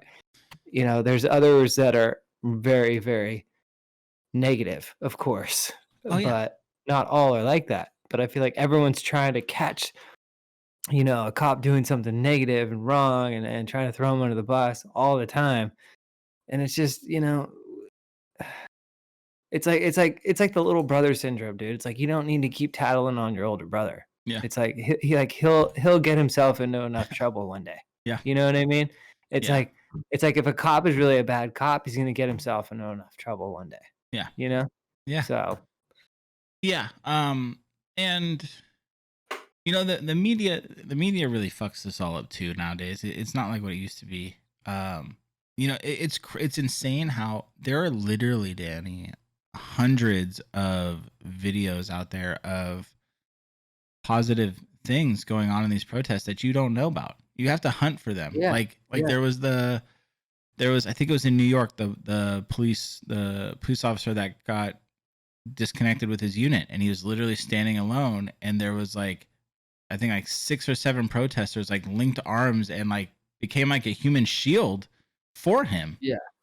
Because they were trying to keep the peace. You don't see that on CNN or Fox News. I remember seeing that because he got separated from his group and stuff. Yeah, but you don't see those stories on CNN and Fox News. No, I mean the problem is the controversial stuff is what really makes the needle move, and it's think about even just in our personal life, how many really positive stories do you share? You more likely share the more controversial ones because those are the ones that really imprint your brain and your memory that much because there's so much more jaw dropping and whatnot. But But yeah, you think about if we led with the positive stories instead of the controversial ones all the time, like maybe we'd, reshape the behavioral culture of our society of like thinking more positively first instead of always reverting straight to the negative, Yeah. at the beginning, and then the positive is just sprinkled on top wherever we've got enough space. Yeah. Not Yeah. The necessarily we should be positive. flooded with the positive and then made aware of the negative at the end, Yeah. The positive has become the filler segments. It is an afterthought, yeah. When you have those, when you go on so long and then it's like, we got to mix this up. Well, let's throw this one good story in real quick. Like what happened? What would happen if the major news outlets flipped the switch one day? It's just like, let's go with all positive thought first and then brought up the negative last. How would that impact the world? Yeah. I mean, usually you don't hear the first positive story until at least 25, 30 minutes into a newscast. Yeah. I stopped watching like the day-to-day news years ago because it's like exhausting. You hear the first main story, oh, this murder here, and then, oh, look at this cute little dog on a surfboard. Like, really? And for me, it's like I used to watch the news with my grandfather every single night because it was just something I liked to do with him. And from a young age, I'm talking like 7, 8 years old, I always found it so fascinating how you get that, how the anchor can so smoothly and easily go from talking about a murder to some stupid ass story. And like just the entire tone and everything, like literally like, yep. It's all part of the job. Unfortunately, Joe Blow was murdered and left 3 kids behind. But in other news, at the zoo today, this gorilla had 3 babies. Whoa, what the fuck just happened? You're just talking about like some serious shit, then all of a sudden it's like the happiest thing in the world. Like, but the news has always been so weird to me. About the news now, it's like they're always on point with the negative story, and they always have the story first, the footage first, all that kind of stuff. But whenever it comes to the good stuff, they're showing something that we've probably already seen on social media 2 or 3 days ago. Yep. And it's usually like something that went viral that they're highlighting, and it's just like how, why are you even putting this on the news? It's almost like you're highlighting a viral video forced. that already has like 5 million views. You don't need to show it. It's already done its work. Yeah. You know what I mean? It's like it almost makes you look like the parent who's trying to be cool in the room, like amongst like his friends. Like, oh, did you guys have you guys heard this song? Have you guys heard of Lil Wayne? Like, oh, he's so cool, man. Like no, it's like we know Lil Wayne. Like, we're cooler than you, Dad. You know what I mean? Yeah. Like, we've known about Lil Wayne since we were 15 years old. Yeah, it's like that philosophy where it's like show something cool that's actually cool that happened today that you're dropping the story. Yeah. You know what I mean? Like don't just regurgitate positive stories that have gone viral. That's not news, Yeah, and it's scary as like becoming an old, somewhat knowledgeable person. I'll be real with that. But like our youth is so gullible. Like it always is. That's nothing new. But they eat up the first thing that's handed to them. And that's how I used to be as a kid. Like you hear something, and it's you instantly, oh shit, this happened. I'd call, Danny, did you hear what happened? Oh my God, so and so, did you hear what happened? Yeah. Now I hear something, I'm like, let me look this up. Let me get all the details before I start talking to people about this, because this is kind of some serious shit, Yeah, or it depends on which friend told you. You're like, I might need to look that up. Yeah. Oh, you heard this from Skylar? I'm gonna have to research this. that guy tells a bunch of bullshit. Or somebody says something, you're like, hey, do you got like an article, or you want to share something and back that up? Yeah. Like, so, and it's just, and nowadays with like the social media stuff and everything is just bam right there. It's just, it's so intensified, man. Well, and I think that's part of the issue too, is that like everyone's so well connected with the topics and the, sort of the industries that you want to follow and get news from, and follow people or subscribe to informational sources or whatnot, that it's really difficult to the credibility aspect is sort of diluted in a lot of cases. And that's why I was listening today on the sports radio station I listened to that, just if you think about it, just in terms of breaking news that comes out of different teams, front offices or whatnot, like historically, a lot of that stuff used to get broken by the local beat writers or, Yeah. stuff like that. But now it's like, oh, okay, if it's football, it's Adam Schefter's dropped in the news. If it's Yeah. basketball, Wojnarowski's dropping the news. If it's baseball, Jeff Passan's dropping the news. And it's just like, so it's almost come to where on this like more national or even global scale, it's like you're waiting for the one guy to drop the news so that you can actually confirm that it's legit. Yeah. And it's like if it doesn't really come from that person, it's like you question its legitimacy, Yeah. or you're gonna have to look into it deeper or wait for a follow-up report confirming it. And it's probably the follow-up report's gonna come from that said individual I just mentioned, in Yeah. that respective industry. So Mhm. it's really changed the way that we sort of receive our news in a sense. And it's like, these social media platforms, I mean, Twitter specifically is like, Oh, Twitter's a fucking cancer, man. It's so bad. but it's like, I mean, it's also one of the I mean, think about it. I was thinking about it the other day. It's like, I mean, Donald Trump specifically is like our president communicates to the world through Twitter Yeah. mostly. And not only the world, like he communicates with his own Congress through Twitter. Like he told them something the other day about like, Congress really needs to do blah blah blah blah. And it's like, and he says that on Twitter. So it's like you're basically giving them an ultimatum through Twitter rather than like talking to them through normal Yeah. channels. It's Yeah. like, come on, dude. Like so you're basically strong arming them through Twitter that if they don't get X, Y, and Z done, then you're just gonna do it through executive orders. And it's just like, Yeah. well, you couldn't just like go to the house and talk to them about it and or issue them a memo, Yeah. like most freaking Shoot. companies do. An Maybe shoot internal him internal document. maybe shoot him a quick email. Yeah. Hey, I'm letting you know Yeah. about this before I bring it to Twitter. Yeah. It's like I feel like he does it to Twitter just so that he can try to get all of his little Trump followers on his side to like strong arm it to like into existence, Yeah. Did you see yesterday? Yeah, or was it yesterday or the day before? He basically, okay, real quick. We try not to get too political because it's so sensitive, and we may have listeners or viewers on both sides, and I feel like our views are important, but I think we're mature enough to respect other people's opinions as well. But this one, it just made me chuckle. Or he basically invited himself to throw out the first pitch at the Yankees game. Did you see that? No, I did not see that. He basically was like, "Oh, my old friend, my good friend, whoever the Yankees owner is, a few months back or whatever, invited me to throw out a pitch, and I think I'm gonna be doing that on this date." But it's like, if you like read between the lines and everything, it's like he basically invited himself to do this, and it's because Fauci, or however you pronounce his name, just threw the first pitch out for the Washington. Oh god, that was horrible. I mean, he's an old doctor, bro. Like, yeah, I mean, I didn't expect the strike, but I just didn't expect that either. Yeah. If you ever got the opportunity to throw out a first pitch, would you do it? Yeah, why not? I feel like I can throw a ball relatively close to home plate. I can throw a ball, but I have mixed feelings about this because it's like on one hand, it's like you throw a strike, it pops the glove. All right, it's cool. No one's ever gonna remember that again the moment you walk off. Yeah. And then the flip side of that, you bounce it or you do what Fauci does, and it's like no one's ever gonna forget you, and you're just gonna be this constant meme for the rest of your life. I get that, but I It's feel like a it's lose-lose. only It's like if no you. one's gonna remember you anyway, and then you do this, and no one's really gonna forget you in a negative way. Yeah, I feel like it's only in that way if it's like to the extreme. Like if you bounce it, that's forgotten in a couple days.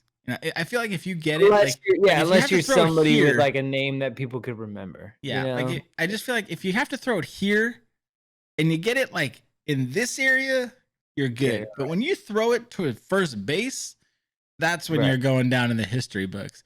I feel confident enough to not be throwing it to first base.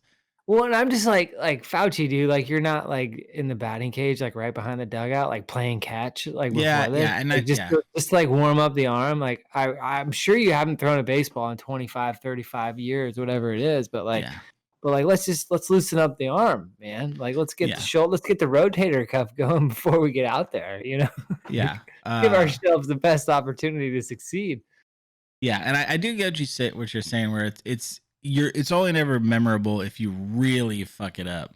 But I feel like it's still like it's a pretty honorable thing. I'm That's why going I through would the do it. mental Rolodex right now of like memorable first pitches, and Yeah. they're all just negative and hilarious.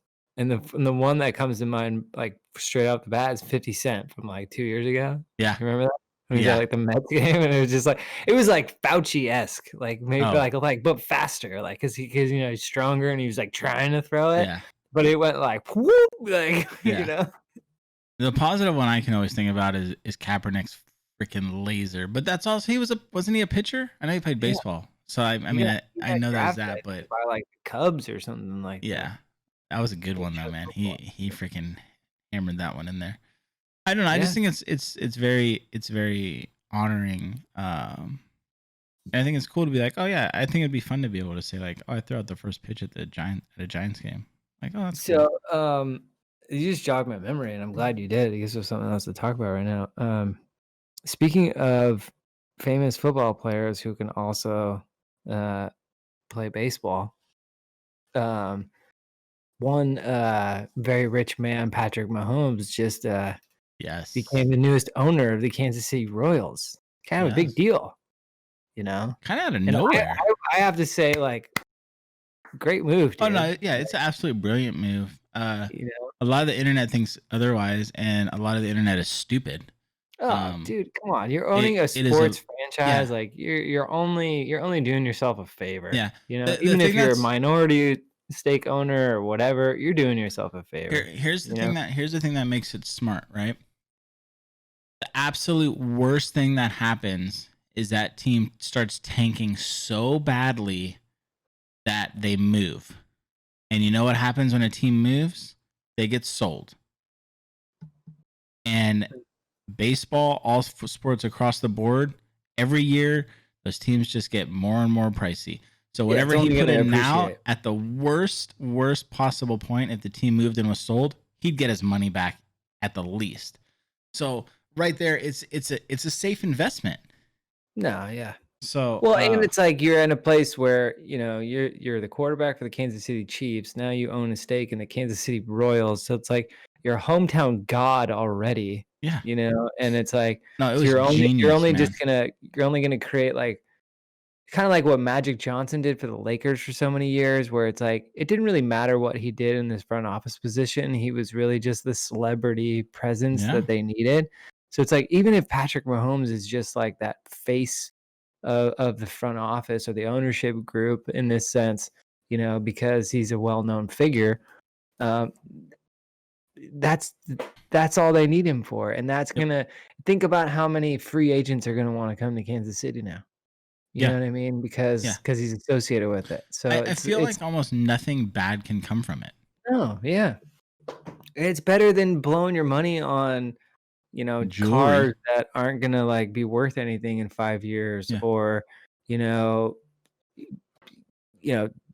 buying all your friends cool things, which you still have enough money to do all that stuff anyway. Yeah. He's got he's got more money than he'll ever know what to do with. Yeah, I mean, in Kansas City, like, what would be like a $5 million house here where I live is like 500 grand. So it's not a big deal. He's living large. You just reminded me of something. You're gonna be very proud of me, Dan. Are you ready for this? I hope so. I watched episode 1 of The Last Dance. Yeah, what do you think, man? Very awesome. I love it. I was getting ready to kind of grind it out, and it was kind of funny. So I watched it about 4 nights ago, and last night I was just walking past my wife, and she was like, "Have you watched The Last Dance?" And I was just like, "Do you know that's like a sports thing, right?" Like, I'm just being an asshole. She knows that, but it's just how I talk to her. And she, it's not about Dirty Dancing or anything. Yeah. So she first off replies with "F you," and then we carry on with the conversation. That's how me and my wife interact with each other. Oh yeah. I was like, yeah, I watched the first episode. It's really interesting. I'm definitely gonna finish it out. Just don't know when. Yeah. And she was like, I want to watch it with you. I was just like, okay. So we're gonna Oh, at I some can't point. wait for you guys to complete this. It's so we can definitely talk gonna be about a slow thing because we're so busy and everything, and then like she it. That's deals with cool. the baby. But I have a feeling when you get to like episode 4, mhm. you're gonna start watching it a lot faster. I love the stories. Like I loved how I always knew that Michael Jordan was unique, but like even the story about him going to the hotel room and his whole team's like in there partying, and there's just like lines over here and the weed smokers over there. And his first thought was, "Oh, if something happened, I'm an accomplice. I got to get out of here." Like, just goes to show like his mentality His awareness. and and that showed on the court too, right? But Yeah. and the thing, like, it wasn't like he didn't think badly of his teammates or anything. He just knew what his goal was in life, and knew Yeah, that. well, that was also at a time where a lot of that stuff was going on in every sport. Yeah, it was You know, super and casual. And it was I not a mean, big they weren't deal. getting they weren't getting tested the way they are today. So it's just, how many guys in the 70s and 80s showed up high and played games Yeah. high, on whatever drugs. I mean, what's his name from the Pirates? Was it a no-hitter he threw on acid or something like that? Yep. I forget his Yeah. name, So but one of those let's pitchers in like the 70s. talk about this. I think this is a good opportunity. We got a little bit of time. I think it's time we dive into the good old steroid era Oh, and my how much God. it pisses me off that we have guys out there that are not in the Hall of Fame that absolutely should be in the Hall of Fame. Do I you mean, know it's that the different great eras, do different you eras of yeah, the sport. bro, do you know that the great Bambino himself used to go and get shit-faced drunk before he played games? Daily? Yeah. Daily. Yeah. I mean, I'm not even ashamed to say this. I think his shape kind of explained how much he was drinking. Oh, yeah. Yeah. You ever I mean, hear these about guys were that? smoking No. cigarettes, like, in the dugout and, like, Yeah. in the clubhouse Yeah. and, And you it's know, like, so different times. I know, But that's man. my gripe is the different times, right? So it's like you can even look at the 90s and the early 2000s as different times than it was today. Yeah. And like we just referenced, like, people in the 70s and 80s, like doing blow and all this other stuff in the locker rooms or at the hotel rooms because the drug screening wasn't in place. Yeah. The testing wasn't in place. So it's almost like, hey, Major League Baseball or whatever, insert sport here, if you weren't testing it, if you didn't have regulations in place for it, then you can't punish for it. Yeah. You know what I mean? And it's just like it's like, oh, okay, because you started testing for it and you had this testing procedure, and maybe some people outsmarted your testing procedure. The fact of the matter is there's no positive test on record for some individuals, like Barry Bonds. There's no positive test on Yeah. record. There's no tangible evidence that can tie him to such things. So you can't hold him, in vain Yeah. because of what you just perceive to be the truth, even though it has never been proven. Yeah. Yeah. I mean, I think it's pretty clear that he definitely did steroids. I don't think anyone's questioning that. I'm sure But he it's did, not but at the same yeah. time, because you can't prove it, you can't definitively say that it happened. Yeah. And I mean, I don't care what you say to me, and I say this all the time this comes up. It is like, I don't care what argument you have. There's only one argument that matters, and it's the fact that for however many hitters were on steroids, there was that many pitchers on steroids. And you know what? What do steroids do? It helps with your strength, right? Yeah, well, most importantly, it helps with your recovery, your workout recovery. So that Recovery, you but can it helps. continuously work out and shred the same muscle just as hard, so much sooner, so that Yeah. you can build that strength so much faster. Yep, exactly. So it helps you build strength, right? Yeah, What position benefits from that more? pitcher. Pitcher, because you can throw faster. Yeah. Taking steroids does not help you in any way hit the ball. May it help you hit the ball a little harder? Yes. Yeah, once you connect, Once but you you still gotta connect. connect. But it definitely helps you throw harder. So why are these guys being banished from the Hall of Fame? It was an equal playing field. Yeah, okay. The numbers were probably fluffed a little bit. Not that much. We have years of Bonds, pre-yoked Bonds, that was just as good. You know? So Bonds gets one more shot to get in the Hall I of think he Fame. gets in. I think that I think that the I think he does voters too. are doing I this hope on that they purpose. intentionally did this and Oh made a yeah. statement to where like, okay, we're gonna, Yeah. But But at the if for same some time, reason he dude, doesn't, I sort of feel like this is kind of extreme, but bear with me on I'm gonna this. agree with you. I already know what you're gonna say, and I agree with you. Would you say it? I don't think you're gonna agree with me because I'm going somewhere. I'm going somewhere random with this. Okay. I kind of feel like if he doesn't get in, I feel like baseball is kind of without the whole murder thing. I feel like Barry Bonds is getting OJ'd I agree with you. in a sense where You he's went one of really the dark greatest of there, all but time. I still get what you're saying. Yeah. No, It's like he's one of the greatest of all times, but like, but because people perceive that he did something that he was never proven to have done, but they can't get past it, that they're holding it against him. Whereas like, I'm not saying that OJ didn't do it, but he was obviously never proven to have done it, and people can't get past the fact that like that he did or didn't do it. You know what I mean? So it's like I feel like OJ or Barry Bonds is kind of in that similar category where he's Mhm. getting ousted by the masses, But anyway, what did you think I was originally gonna say? Oh, I thought you were gonna say something along the lines of if Barry Bonds isn't voted in, then it kind of discredits the Hall of Fame entirely, which it does. Well, yeah, It I think it was absolutely Pete does. Rose that said if Barry Bonds is not in the Hall of Fame, then you shouldn't have a Hall of Fame. No, and I agree with that 100%. Dude, Pete Yeah, Rose should be in the Hall of Fame. Pete right, Rose shouldn't be. exactly. Look, it's been proven that Pete Rose only bet on his team to win. He Right, didn't bet against his team, which means he couldn't have any possible way thrown games. He right. bet on his team to win, which means if anything, he tried that much harder to do his job. Yeah, And this yeah. guy's been bitten. Now, is it wrong? Absolutely. And what the punishment that he got, was it deserved? Yes. But should the punishment be over by now and should he be in the Hall of Fame? Absolutely. Yeah, Like, I mean, yeah. there People get are less worse sentences for things. actual crimes, Yeah. I mean, to be honest, in my personal opinion, I feel like positive steroid tests are worse than what Pete Rose did.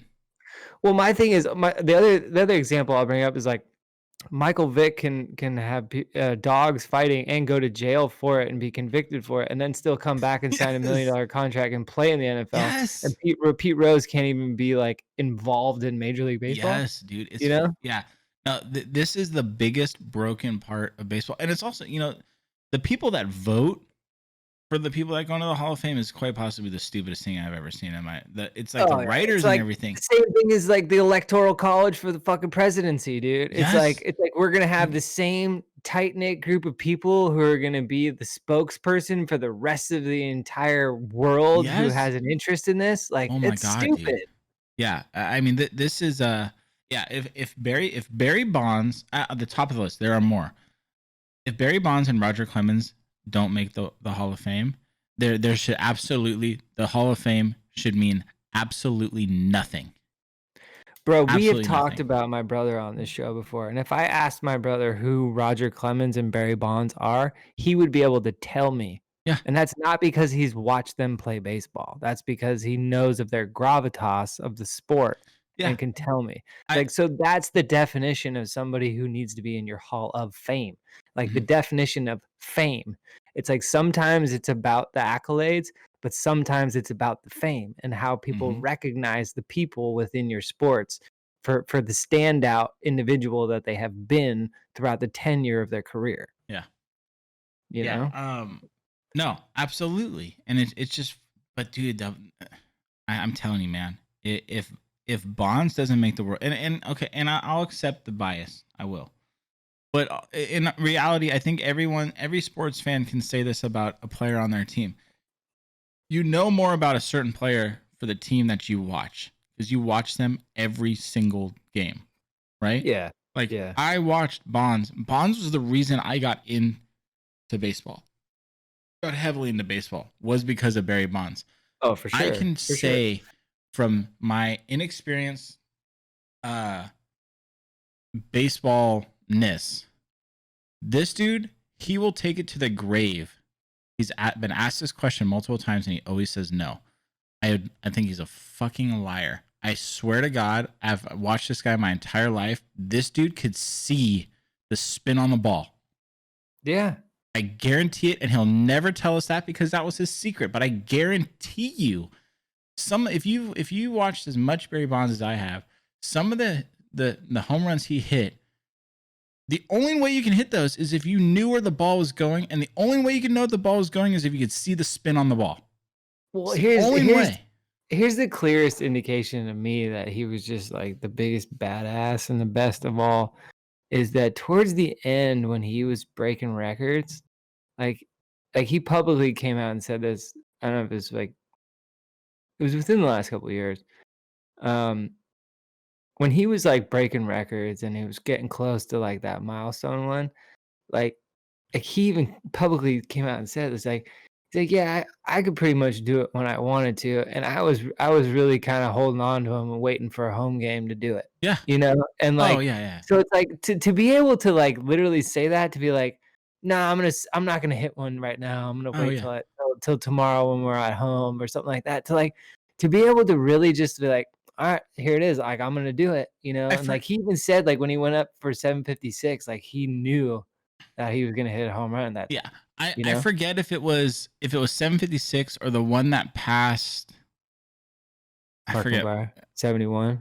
Yeah, it was one of the ones where it was the laser that just cleared the wall. Which one? Do you remember which one that was? That was 756. That went out in Triples Alley. Okay. So went out there. Yeah. He was interviewed on that one. Yeah. And he said that he stretched for it because they were going on the road after that. Yeah. And he wanted to do it at home. And it's like that was cloud hanging over him for the road trip. And that was quite possibly one of the ugliest home runs he hit. He stretched for it. It was a laser that barely went over the wall, but like that right there shows like he could hit him when he wanted to. He really could. Yeah. And that showed it because it's like he knew. I think it was his last or maybe second to last at bat. Maybe it was the last at bat. It's been so long. But he stretched for that one, man. Like, and you could tell he was swinging for it too. But it was ugly, but he got it, and it was at home. And I mean, I think so many people just think of Barry Bonds as this big home run hitter, but you got to remember, I mean, he's one of the only players. There's a very small list that are in that 500 club. Yeah. You know, and he's got over 500 stolen bases. Like that's an elite accomplishment. Yeah. You know, it's like that he played. He played he played in the outfield. He wasn't like a first baseman like a lot of the big hitters Glover are. out there for multiple years. Yeah. I mean, he's a perennial all-star. Yeah. That's where my biggest argument is. Even like honestly, and like and the stats. This has been said. I'm not going to look up the stats. It's been known all over the world. If you stop his progression and his stats where people think he started using steroids, what he did in his career up to that point is still enough for him to easily be in the Hall of Fame. Absolutely. So, and I think that's what triggers me the most. What made him sign that big deal with the Giants in the first place in like 94, I think that's what triggers me the most is from the second he stopped being scrawny Barry Bonds and started bulking up, however he did it, we don't know for sure. We do, but you know what I mean. Everywhere but before that point is enough for him to be in the Hall of Fame. So, okay, if you want to be drama queens, cut his stats right there. Put the damn guy in the Hall of Fame. Yeah. You know? Yeah. But the reality is this dude holds the two most like well-known records in all of sports. And you're going to shut him out of the Hall of Fame because he realistically did steroids during a time where everyone, their mother, their sister, their dead grandmother was doing steroids. And really? MLB didn't have the best protocols or testing or regulations or any of that because it was still just like a new topic to them. Like, oh shit, we got to like get our grasps on this before this gets out of hand. Yeah. And I mean, like, let's be real here. Jeff Bagwell is in the Hall of Fame. The dude literally looks like what steroids would look like if it was a person. Yeah, I mean, the joke of the Hall of Fame now is like it's like every year that Barry Bonds' name is on the ballot and he doesn't get in, and the people who do get in, it's like it's laughable. Yeah. And it's And majority of literally like there's it's always a literally in a name. sense where it's like because you can only admit so many people in every year, Yeah. that if you put Barry on one of those years, well, that means one of these mediocre guys isn't getting in, Yeah. and deservedly so. Yeah. You know, as harsh as that sounds, I mean, it's the reality. It's like to think the last 4 years, there's been 4 people who've gotten into the Hall of Fame that have been bubble guys essentially, Mhm. that have gotten in only because Barry Bonds didn't, Yeah. you know? It's just insane to me. And like I said, I know we have the bias of being from the Bay Area, being Giants fans, being raised with this guy, but it is more so that I vouch for Roger Clemens just as much. And Roger Clemens was on a team that the world hates if you're not in New Yeah, York if you're not a for the Yankee fan. same reason. He was a freaking badass pitcher with or without the steroids. The dude was a freaking god behind or on the mound. But that's like saying it's like saying like right now, like if Tom Brady were to retire and there were to be some secret or, you know, some sort of, Not even, allegation against his dude. past, Not or even. even It's like or if he's even being held all out the of it things that have already from happened with the Deflategate. Deflategate. Yeah, or Yeah. the cheating thing. Yeah. Tom Brady is the day's gonna come where he's not only gonna be in the Hall of Fame, he's gonna be the poster child for the Hall of Fame. And that's Yeah. exactly. It's like saying, "Oh no, Tom Brady can't go in because he let a couple PSI out of a football Right. in a game that they were losing and didn't win until they figured out the deflated balls and changed them." Everyone leaves that little tidbit out of that as well. Right, You right. know, they No, were and losing, then dude. yeah, but my point with that is just like so it's like you can find a flaw almost anywhere if you look for one Yeah, on individuals, yeah. right? And it's just like I you think a gotta lot. look at the resume for what it is. They did it between the lines. They did it when the lights were on. You Yeah, know, it's like there's something to be said about that, you know, and you've tried, at least in Barry Bonds' case, they've tried to crucify this guy year after year after year with proof, and it's just not there. yeah, So at what point do you give up and you just give him the credit that he's deserved? yeah. And there's so many I, people that you know, even you talk to like I've heard some interviews from Jim Leland, who is mhm. his coach from the Pirates when he first came up in the league. Great And Jim coach. Leland is one of the most respected guys, Mm-hmm. you know, tenured dude. He goes all the way back to Legend. the '60s in baseball, and he's publicly came out multiple times and say Barry Bonds is the best baseball player I have ever been around in my entire life. Yeah. And this is going back from when he was a rookie. You Oh, know, before, yeah. being coached by Jim Leland on the Pirates, you know what I mean? Leland So was a coach before Bonds was born. yeah, He's seen more players than most. So right, to say right. that comes with weight, Yeah, heavy weight. yeah. Uh, So, yeah. No, it speaks for it's just, itself. and I think a little bit of it does have to play in with the fact that Bonds in majority of his professional career was an asshole. But there's reason to that too. This guy was literally raised in the limelight because of his father. He's always stressed that he hated it. He hated the, cameras always in his face and things like that. And so you kind of have to give him the benefit of the doubt. Like this guy was raised in Yeah, fame, He yeah. was one of those guys that he didn't really he loved the sport, but he didn't love the fame. And Well, and I feel like a lot of times when guys are really famous or they're, you know, a very high profile individual, they are put on a pedestal by other people so much, and a lot of them don't want to be. yeah, And Barry Bonds was much of an introverted individual who I don't think he really wanted to be, no. and I don't think that once he was placed on there, really knew how to be that guy that everybody thought he should be. I think You all know? Barry Bonds wanted to do was play baseball with his dad. And Yeah. then it just ended up, in order to do that, he had to play hard and be good, and he ended up being better. Yep. And Yep. what came with that is everything he didn't want. That's a lot like me and you. Let's say in some magical world, I'm very similar to that. Some magical world, this podcast blows up and we get Joe Rogan money. You're doing all the interviews, dude. I hope you know that. I'm staying right here. You go on Ellen, you talk about our lives and everything, and you call me and tell me how it went. I can't handle that fame crap, man. Oh, I couldn't imagine it. It Yeah. terrifies Yeah, me. Anthony will be calling in from Zoom at Yeah. home later. Yeah, I'll call in. Hey, what's up, Ellen? Actually, it won't be Ellen because apparently shit's finally going down with her show. I don't know if you saw that. I saw an article that her show's under investigation, I guess. So apparently the big secret is she's a complete asshole. I don't know that just what I've been reading, but I guess they're under investigation for some misconduct or whatever. Yeah. So, well, tonight's show, you can go talk to good old Jimmy Fallon, and I'll zoom in real quick. I'll Skype. Jimmy Kimmel, Jimmy Fallon, those two dudes are legendary. I'll Skype in and say what's up. But oh man, I can't. I don't know. The fame stuff is weird to me. I'm not looking forward to it. I'm not asking for it. Yeah. I'd like to have a little bit more dough. That's about it. Yeah. But yeah. Wouldn't hurt, you know. Yeah. But let's put a bow on the Bonds thing, dude. I mean, yeah. Love the guy. Vote him in. He definitely deserves to be in the Hall of Fame. Vote him in. Yeah. It's time. I mean, you've proved your point. Go write your stupid stories on someone else. Let the man. I mean, again, it goes back to it's like, how can you have a Hall of Fame and walk through it and like do all this kind of, it's like without Barry Bonds. Mm-hmm. You know, it's like without the person who happens to have the most home runs in all of baseball. Yeah. You know, it's like, oh, you're gonna have that list of people, and then like, or you know how like when big monumental things happen in a game where like, oh, Matt Cain had the perfect game, or okay, well, it's like his cleats, his jersey, that stuff's hanging in the Hall of Fame. Matt Cain's not voted in the Hall of Fame yet. Yeah.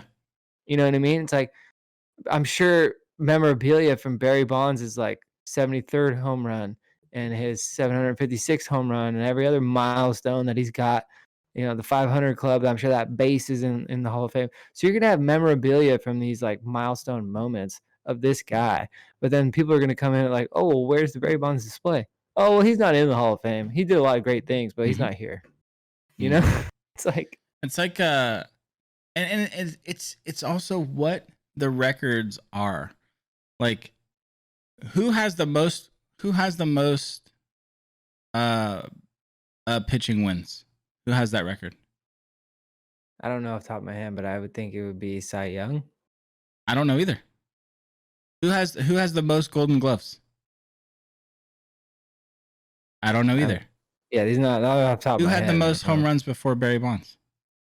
Hank Aaron. Yeah, everyone knows who had the most home runs because it's an exciting record.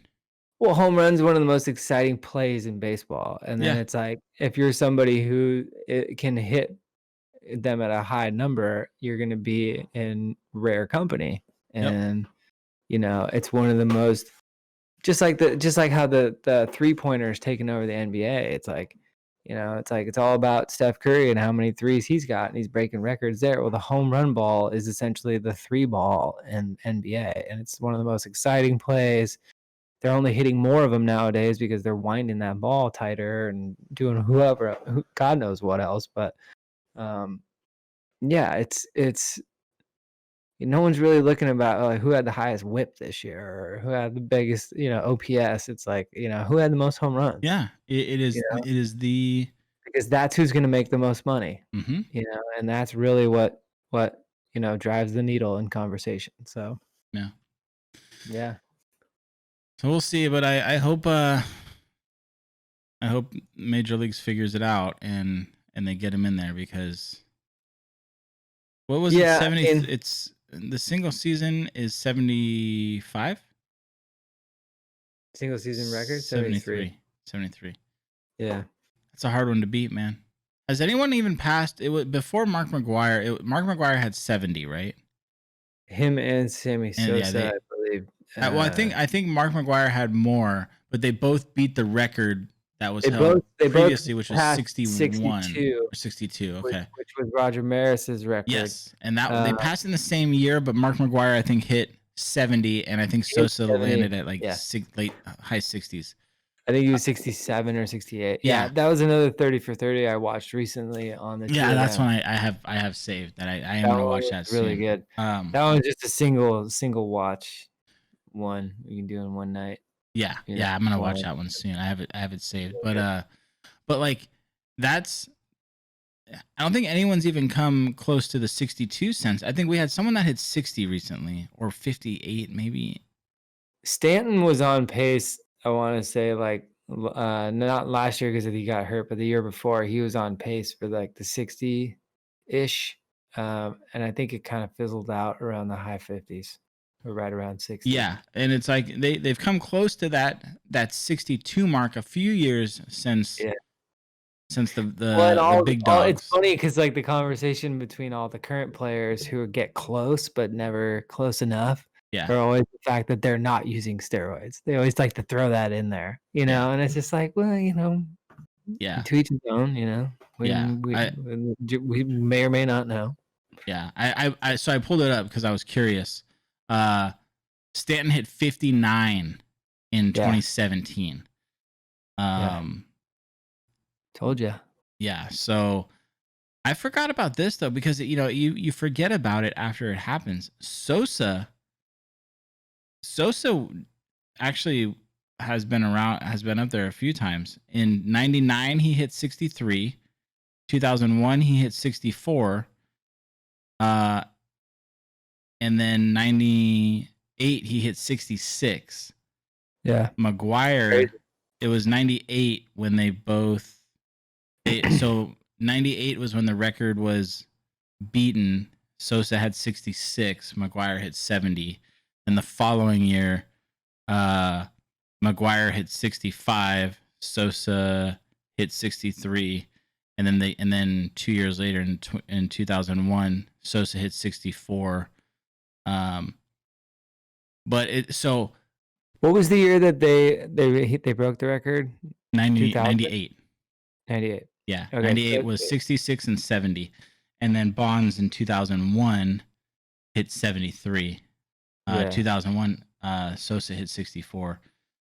But just to go to show like the craziness of this record, Maris hit 61 in 1961. Yeah, that record lasted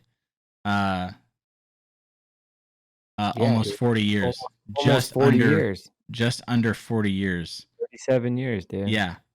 Before anyone came close to it. And then the people that did break it have been the same Select 3. And the only person that's come close since is Stanton to Maris's record. No one's even come. I mean, to hit 59 is huge, but that is still so drastically far away from 73. Like, it doesn't seem like that, but when you're talking about home runs, that is a huge jump. That's realistically in an average hitter, hot hitter. That's 30 to 40 games. So now that we've been talking about this, you really need to go watch that one about Mark and Sammy, because the most interesting thing to me about that documentary was the relationship that Sammy Sosa has with the Chicago Cubs, and to this day. Now, what I mean by that like is how he's been like outcast. Well, so going back before, and you'll learn this when you watch it. It's like, so before Sammy Sosa burst on the scene with the Cubs were basically cursed. They couldn't win. This laughing stock. They were having trouble. Yeah, there's a lot of history there in Chicago, but like they were really just mediocre for so long. And then Sammy Sosa comes around, and like suddenly, like he is the one spark that is filling the stands again and is bringing excitement back with the home run race and all this kind of stuff. Mm-hmm. And then you fast forward so many years, and it's like the steroid thing comes out, and basically Chicago disowns him. Yeah, just disowns him. Yeah. Like he doesn't get invited back he also for had like the reunions or anything like that. Don't forget though that Sosa also unfortunately had the corked bat issue too. Right. No, I understand. But at the same time, it's like, just like A-Rod and other people have come forward with admitting their faults and getting second chances. It's like he's not even given the opportunity to do just that. It's like watch it, because he explains how much he would want to and wants to do this and wants to talk to people, but no one lets him. And it's really bad in a sense for where Mark McGuire did all the same things. He's coaching in the MLB. Yeah. He's been embraced again. And he's one that has actually what was his steroid situation? Was it proven, or he pleaded the fifth? No, he pleaded that he did come out later and He admit to it. he he pleaded that, yes, he did it.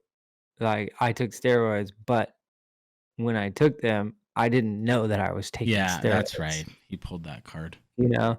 And a Yeah. lot of people have pulled that card, but you still have to be accountable for your actions. Yeah, So no, absolutely. I my mean, how do point you is not that, know? like, Like, you have to it know. kinda plays into the societal, race thing that we're dealing with right now with, white people get certain privileges versus others, of different ethnicities, and it kind of plays into that where it's like, oh, is Mark McGuire getting re-embraced because of his ethnicity, and Sammy Sosa's getting axed because of Yeah, his, you know? yeah, And so it's a really interesting documentary. I really recommend it, especially if you live through that era and you want a little bit behind the scenes. It's a must watch, for sure. yeah. Yeah, I'm gonna watch it. I have it saved. It's one I've been meaning to. I just you know how it is with kids and the little hobbies Totally. that I have. It's hard to fit in other stuff. Totes, man. Um, so we're pretty much at time, but I feel like we got pretty serious. So let's end it with a random question. What do you think? You good Yeah, with you got that? one?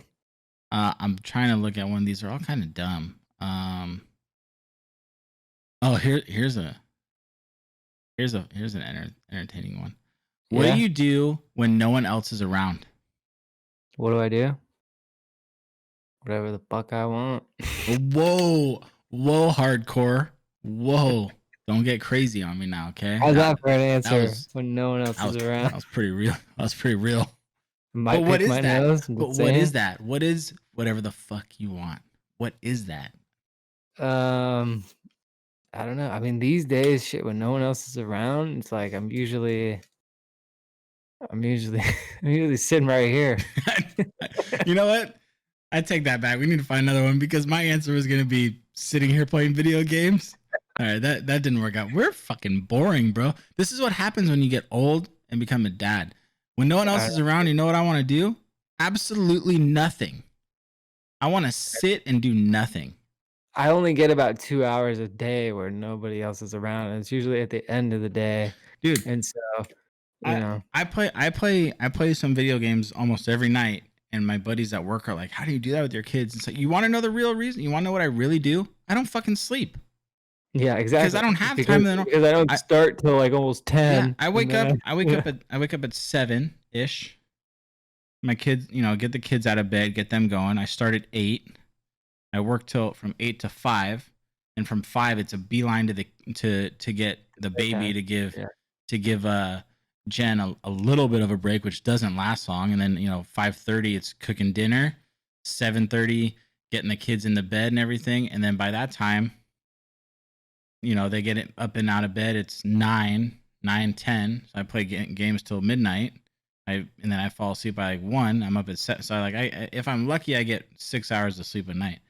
yeah, Uh, yeah. so I will say, like, I mean, let's peel the curtain back a little bit. Like, if I'm out of the house on my own, or I'm at work on my own, or it's like one of my guiltiest pleasures to do on my own is I will like so my household is very strict on our food and our intake and the diet that we have. Non-dairy household, yeah, things like that, like very healthy, organic. But it's kind of like when you have a diet and you have a cheat day. yeah, Well, my cheat day is any day that I'm out. You know, yeah. I try to go get like a deli sandwich or like Slice of little pizza. cheeseburger or something that I don't get to have here. And it's like typically when I was going to work Monday through Friday before COVID, like that would just be lunch every day. It would be like my splurge on myself, my little junk food to balance things out for my own well-being. Yeah, Now it's like I'm maybe once a week with that stuff, So yeah, it's few and far between. It's definitely cherished a little bit more right now. yeah, Not that I don't eat food that I like at home, but just to set a good example for the kids and do things like that. It's like it's a little bit more structured. And obviously, when you make food at home, you don't make the same big old portions or yeah, unhealthy stuff that you would order at a restaurant. So yeah, it's like you take advantage of the good stuff when you're out, yeah. you know? Yeah, that's true. I actually found one that's a good one here. Not might not be too funny, but could be an interesting story, and then we can wrap it up. Uh, what's the worst you've ever been physically hurt? Um, Good question. You want me to go while you think about it? Because I actually have mine. Yeah, if you know yours. Okay. So I've broken bones and things like that. Not too much as you'd expect for the dumb stuff I've done in my life, but the worst that I've physically been hurt, I used to be a stunt rider. You know this. A lot of people that listen to this know this, but some might. I used to be a stunt rider. I used to be a motorcycle stunt rider, slow circle wheelies, things like that. Loved it to death. I miss it literally every day. Uh, I got in an accident once. I went at the end of a street ride. We were getting ready to go home, and I was in Hayward. Was the street ride unfamiliar territory to me? And we were hopping on the freeway. It was, what is it? 580.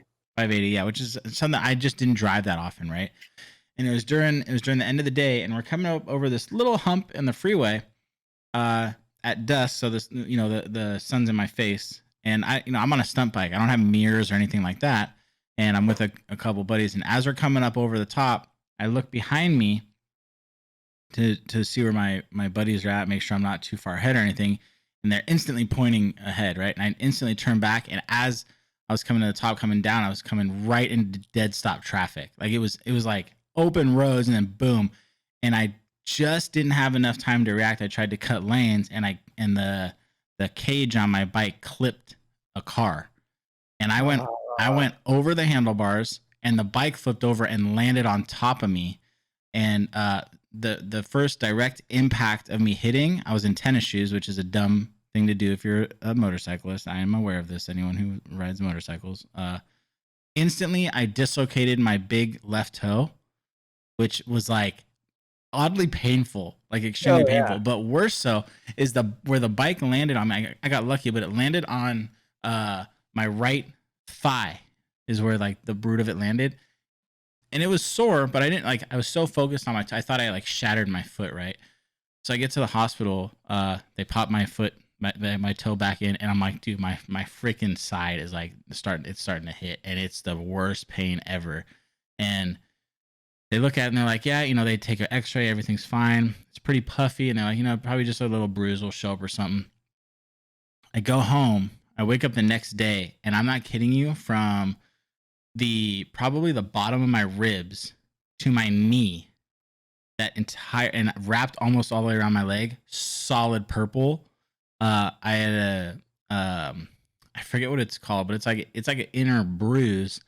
But the bike hit me so bad in the thigh, it ripped one of your veins or something like that, or yeah, and it was like internal bleeding. It was just all like my entire right side of my body just filled with blood, and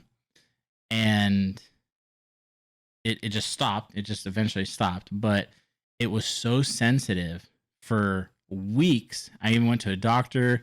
They drained a portion of it, but I still, on like under my right butt cheek, like where where like your thigh is, I still have this little like, it's small, it's not like gross or anything, but like I can only feel it if I squeeze it, but there's still like a little pocket there from where like the direct impact was, where it's just like they say like there's just like dried like blood or something in there, but it's like it's always gonna be there. Yeah. But I just remember, like, I'll have to find the pictures and show you one day. I think I remember when that happened to you, dude. Dude, it was brutal. But honestly, what's funny is it hurt and it was sensitive. But the thing that physically hurt the most was my big toe. Yeah. Like, it hurt, dude. Like, I seriously. It ended Patrick Willis's career, a big toe. Yeah. You know what I mean? Dude, it wasn't like gross. One of those really, really, like, you wouldn't think about it, but it's really painful injury, because they say like you can't do anything about a broken toe, but apparently it's like, even though you can't do anything, it's pretty fucking painful. Yeah. So, but it was how dislocated too, which I'll explain real quick, is so because my foot, like, you rest right under like the arch of your toe on your clutch and your brake, and that's where it was. So when the impact hit, it was the main joint where your big toe connects to like your foot, right? That one. It popped out and shoved back underneath my foot. So honestly, like if you put my feet together, my it was my right toe because it was everything on my right side. That's right. It looked literally an inch and a half shorter than my big toe on my left because it had popped out and shoved under my foot. So it was, and that thing, it looked like and I'm not exaggerating when I say this, for 2 weeks, it looked like I had a baseball inside my foot. It was that big. It was that swollen. It was brutal. But I mean, everything besides this little funky kind of pocket thingy I have, I mean, everything healed fine, but it was Back to pretty normal, painful. huh? Yeah. Back to normal, stunting on that bike still? No, so that's the crazy thing, dude. That was the last time I rode my stunt bike. I still have the bike, but you know, I had to recover. I had a new job I was starting. I never got back to putting it together. And then we found out we were pregnant with Nate and moving to Petaluma. And I never got around to getting back on the bike. Priorities, man. Priorities shifted after that. That was the last time I ever rode it. So it's been, which is actually horrifying to think of, that it has been 7 years now since I was a stunt rider. Crazy, dude. Yeah. So I have been thinking about mine, and again, I've broken my ankle, I've broken a thumb, I've broken some bones. But that's, to me, like, you asked me what's the worst that's ever happened. Again, like I've hit the front of my jet ski with my face and chipped teeth, but that's not even the story I'm going to tell. I think I know the story. So the story I'm going to tell, I was 6 years old, and I don't know the story. Never mind. I was at so in the Boys and Girls Club here in Pacifica. Might have been 7 at the time, never know. But the Boys and Girls Club here in Pacifica had like the first sort of skate park we had at the time. It had like wooden half pipes. Okay, now I had like just started going to the Boys and Girls Club. You had to be 6 to go there, and like I was chomping at the bit. Skateboarding was like my jam at the time. I was just getting into it, skating these ramps, having a ball. It was amazing, right? So this one day, I leave like the skate area, I go to the bathroom, I come back, and this one little jackass kid, like 2-3 years older than me, is like blocking the gate. And I'm like, hey dude, let me in. Like, no, you can't come in. Like, he's giving me some shit. I'm just like, dude, like I'm trying to like push my way through to like get in. I'm like my skateboard's right over there. Like, who, you don't even, like, you're just another kid, you don't work here. Like, get out of my way. Like, you know, I'm just trying to go skate. And then just like randomly, the dude just fucking like hankers back and he just kicks me in the balls so effing bad, dude. Now, I'm 6 years old and I just got kicked in the balls, like as hard as I could by like a 9-year-old. Okay. Now I'm like just grieving in pain, just like so much. Like it's nonstop. It won't stop. It won't stop hurting. It won't stop hurting. It won't stop hurting. I go to like the office there and I'm just like they call my mom. Like my mom comes down, like, you know, pull my pants down. Like I'm bleeding from the nutsack. Oh shit. Yeah. I'm bleeding from the nutsack. My mom is like, at this time, I'm 6 years old. I've never seen my mom this mad before. And like, she's trying to like, where's this kid? I'm going to go to the skate park. I need to go talk to this kid. Like the people there are like trying to calm my mom down, hold her back, like blah, blah, blah. I go to the emergency room. Long story short, no stitches, but I got some like butterfly band-aids on that shit. Like I had a pretty freaking good gash in my sack. And to this day, I still have a scar on there in the shape of a Nike swoosh. Like so, so I have like Nike balls, you know. And still there. It's still a reminder. You know that you'll forever be known by our podcast as Nike balls, right? Yeah. Oh yeah. It's way better than Reebok balls. Are you kidding me?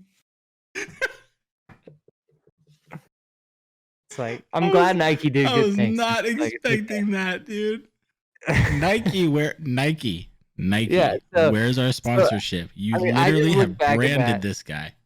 Yeah, I just look back at that as like, you know, yeah, I broke my ankle before and I had to have surgery, and that was pretty bad. But this to me takes the cake because it's like I'm just so happy that everything still functioned after that. Like, Yeah, no, seriously. kids, you know, like I never had a little hitch in my performance or anything like that. Like, you know what I mean? Like like it could have been all downhill from there. You know what I mean? And Man, I feel yeah. very fortunate that like as bad as the cut was, like when you're 6 years old and you're looking at like bloody underwear and like you don't know what the hell to expect, and Yeah. like it's like you didn't realize how many times your nutsack like hits your thigh when you walk until they hurt. You know what Oh I man. mean? Like it is extremely Oh my painful. gosh. Um, Did did Even at uh that age when they're not that big, you know? did you ever get revenge on this kid? I don't even remember, dude. I don't think I saw him much after that. I think he got in a lot of trouble, and Oh, I I would don't know. assume so. Like it's But pretty yeah, dude, scary. like that was I mean, there's not too many days when you're that young that really stick with you to this day, and that one's like burned into my brain. It's a bad day. And, Yeah. you know, it's just yeah, it was just all bad, and it's I think just because of the location of the injury and the sensitive organ that it is, Mhm. and all that, like, that has to be my all-time worst, dude, Yeah. you know? I mean, even at that time where like you hadn't gone through puberty yet, so like I know the balls don't get like crazy sensitive till after that, but they're still sensitive. Dude, Uh, yeah. oh, I mean, that's like, I crazy. was, like, I all didn't know worried that. and shit You've after never that, shared that like, with as me. I mean, you think about as a young adolescent, like, body's going through changes as it is, and then it's like, you have this traumatic event happen to you, and then now every time your body's going through changes, you're wondering if everything's gonna be okay because Yeah. of this one, like, incident that happened, like, beforehand. I Yeah. mean, luckily, it's like all I had was worries and everything was fine, but, you know? Yeah, but it's still something that you have to deal with. Yeah, Oh, that's yeah. crazy, dude. I had no idea. Yep. Yep, the Nike good old better Nike sponsor balls, us at dude, they're some still with point, me. man. There's our first sponsorship right there. It's a big one. Yeah, man. What they need to do is just send you 2 golf balls. That's it. Nothing else. Golden ones. Just Solid gold. oh my gosh, dude. That's Heavy, wild. solid gold. Yeah. Yeah. Nike balls. Oh my gosh. Or just I like a sack, just like bronzed, with like a Nike swoosh on it. oh my gosh. Like a I paperweight. think It's you've like a paperweight. I think you've nailed our exit for this episode. Oh my gosh, man. That's crazy, dude. Oh man, I can't even Yeah. imagine. Yeah. If you guys wanna hear some more cool stories like that, come join us again. Yeah, that is the story to date, man. Oh, I know. All And, right, man. I think that's a wrap for episode 8, bro. You got anything you want to say on the way out? so I lost you. I said that's it for episode 8. You want to say anything on our way out? No, man. Thanks for hanging out. Hopefully, we're gonna have a whole lot more baseball and maybe some more hit by pitches to talk about Yeah, that'll be fun. next week. It'll be fun. Come join us. Yes, give us some entertainment in these sports. We've missed out on it for so long. It's good to have it back though. Hopefully it sticks around and everyone stays safe. Anyone listening or watching, thank you very much. Like always, if you're watching on YouTube and you enjoyed the show, like it, subscribe. Every week, every Friday. We also got the clips channel up. It's rolling. We're dropping clips every day, almost every week. So you can check that out too. If you're on iTunes, podcasts, Spotify, Stitcher, or Google, thanks for listening in. And come check us out on Instagram and Twitter, and start dropping us some questions or some comments and stuff so we can get you guys involved. And that's it. Until next time. Have a good one, and I'm out. We're out. Peace. Take care. Nike balls.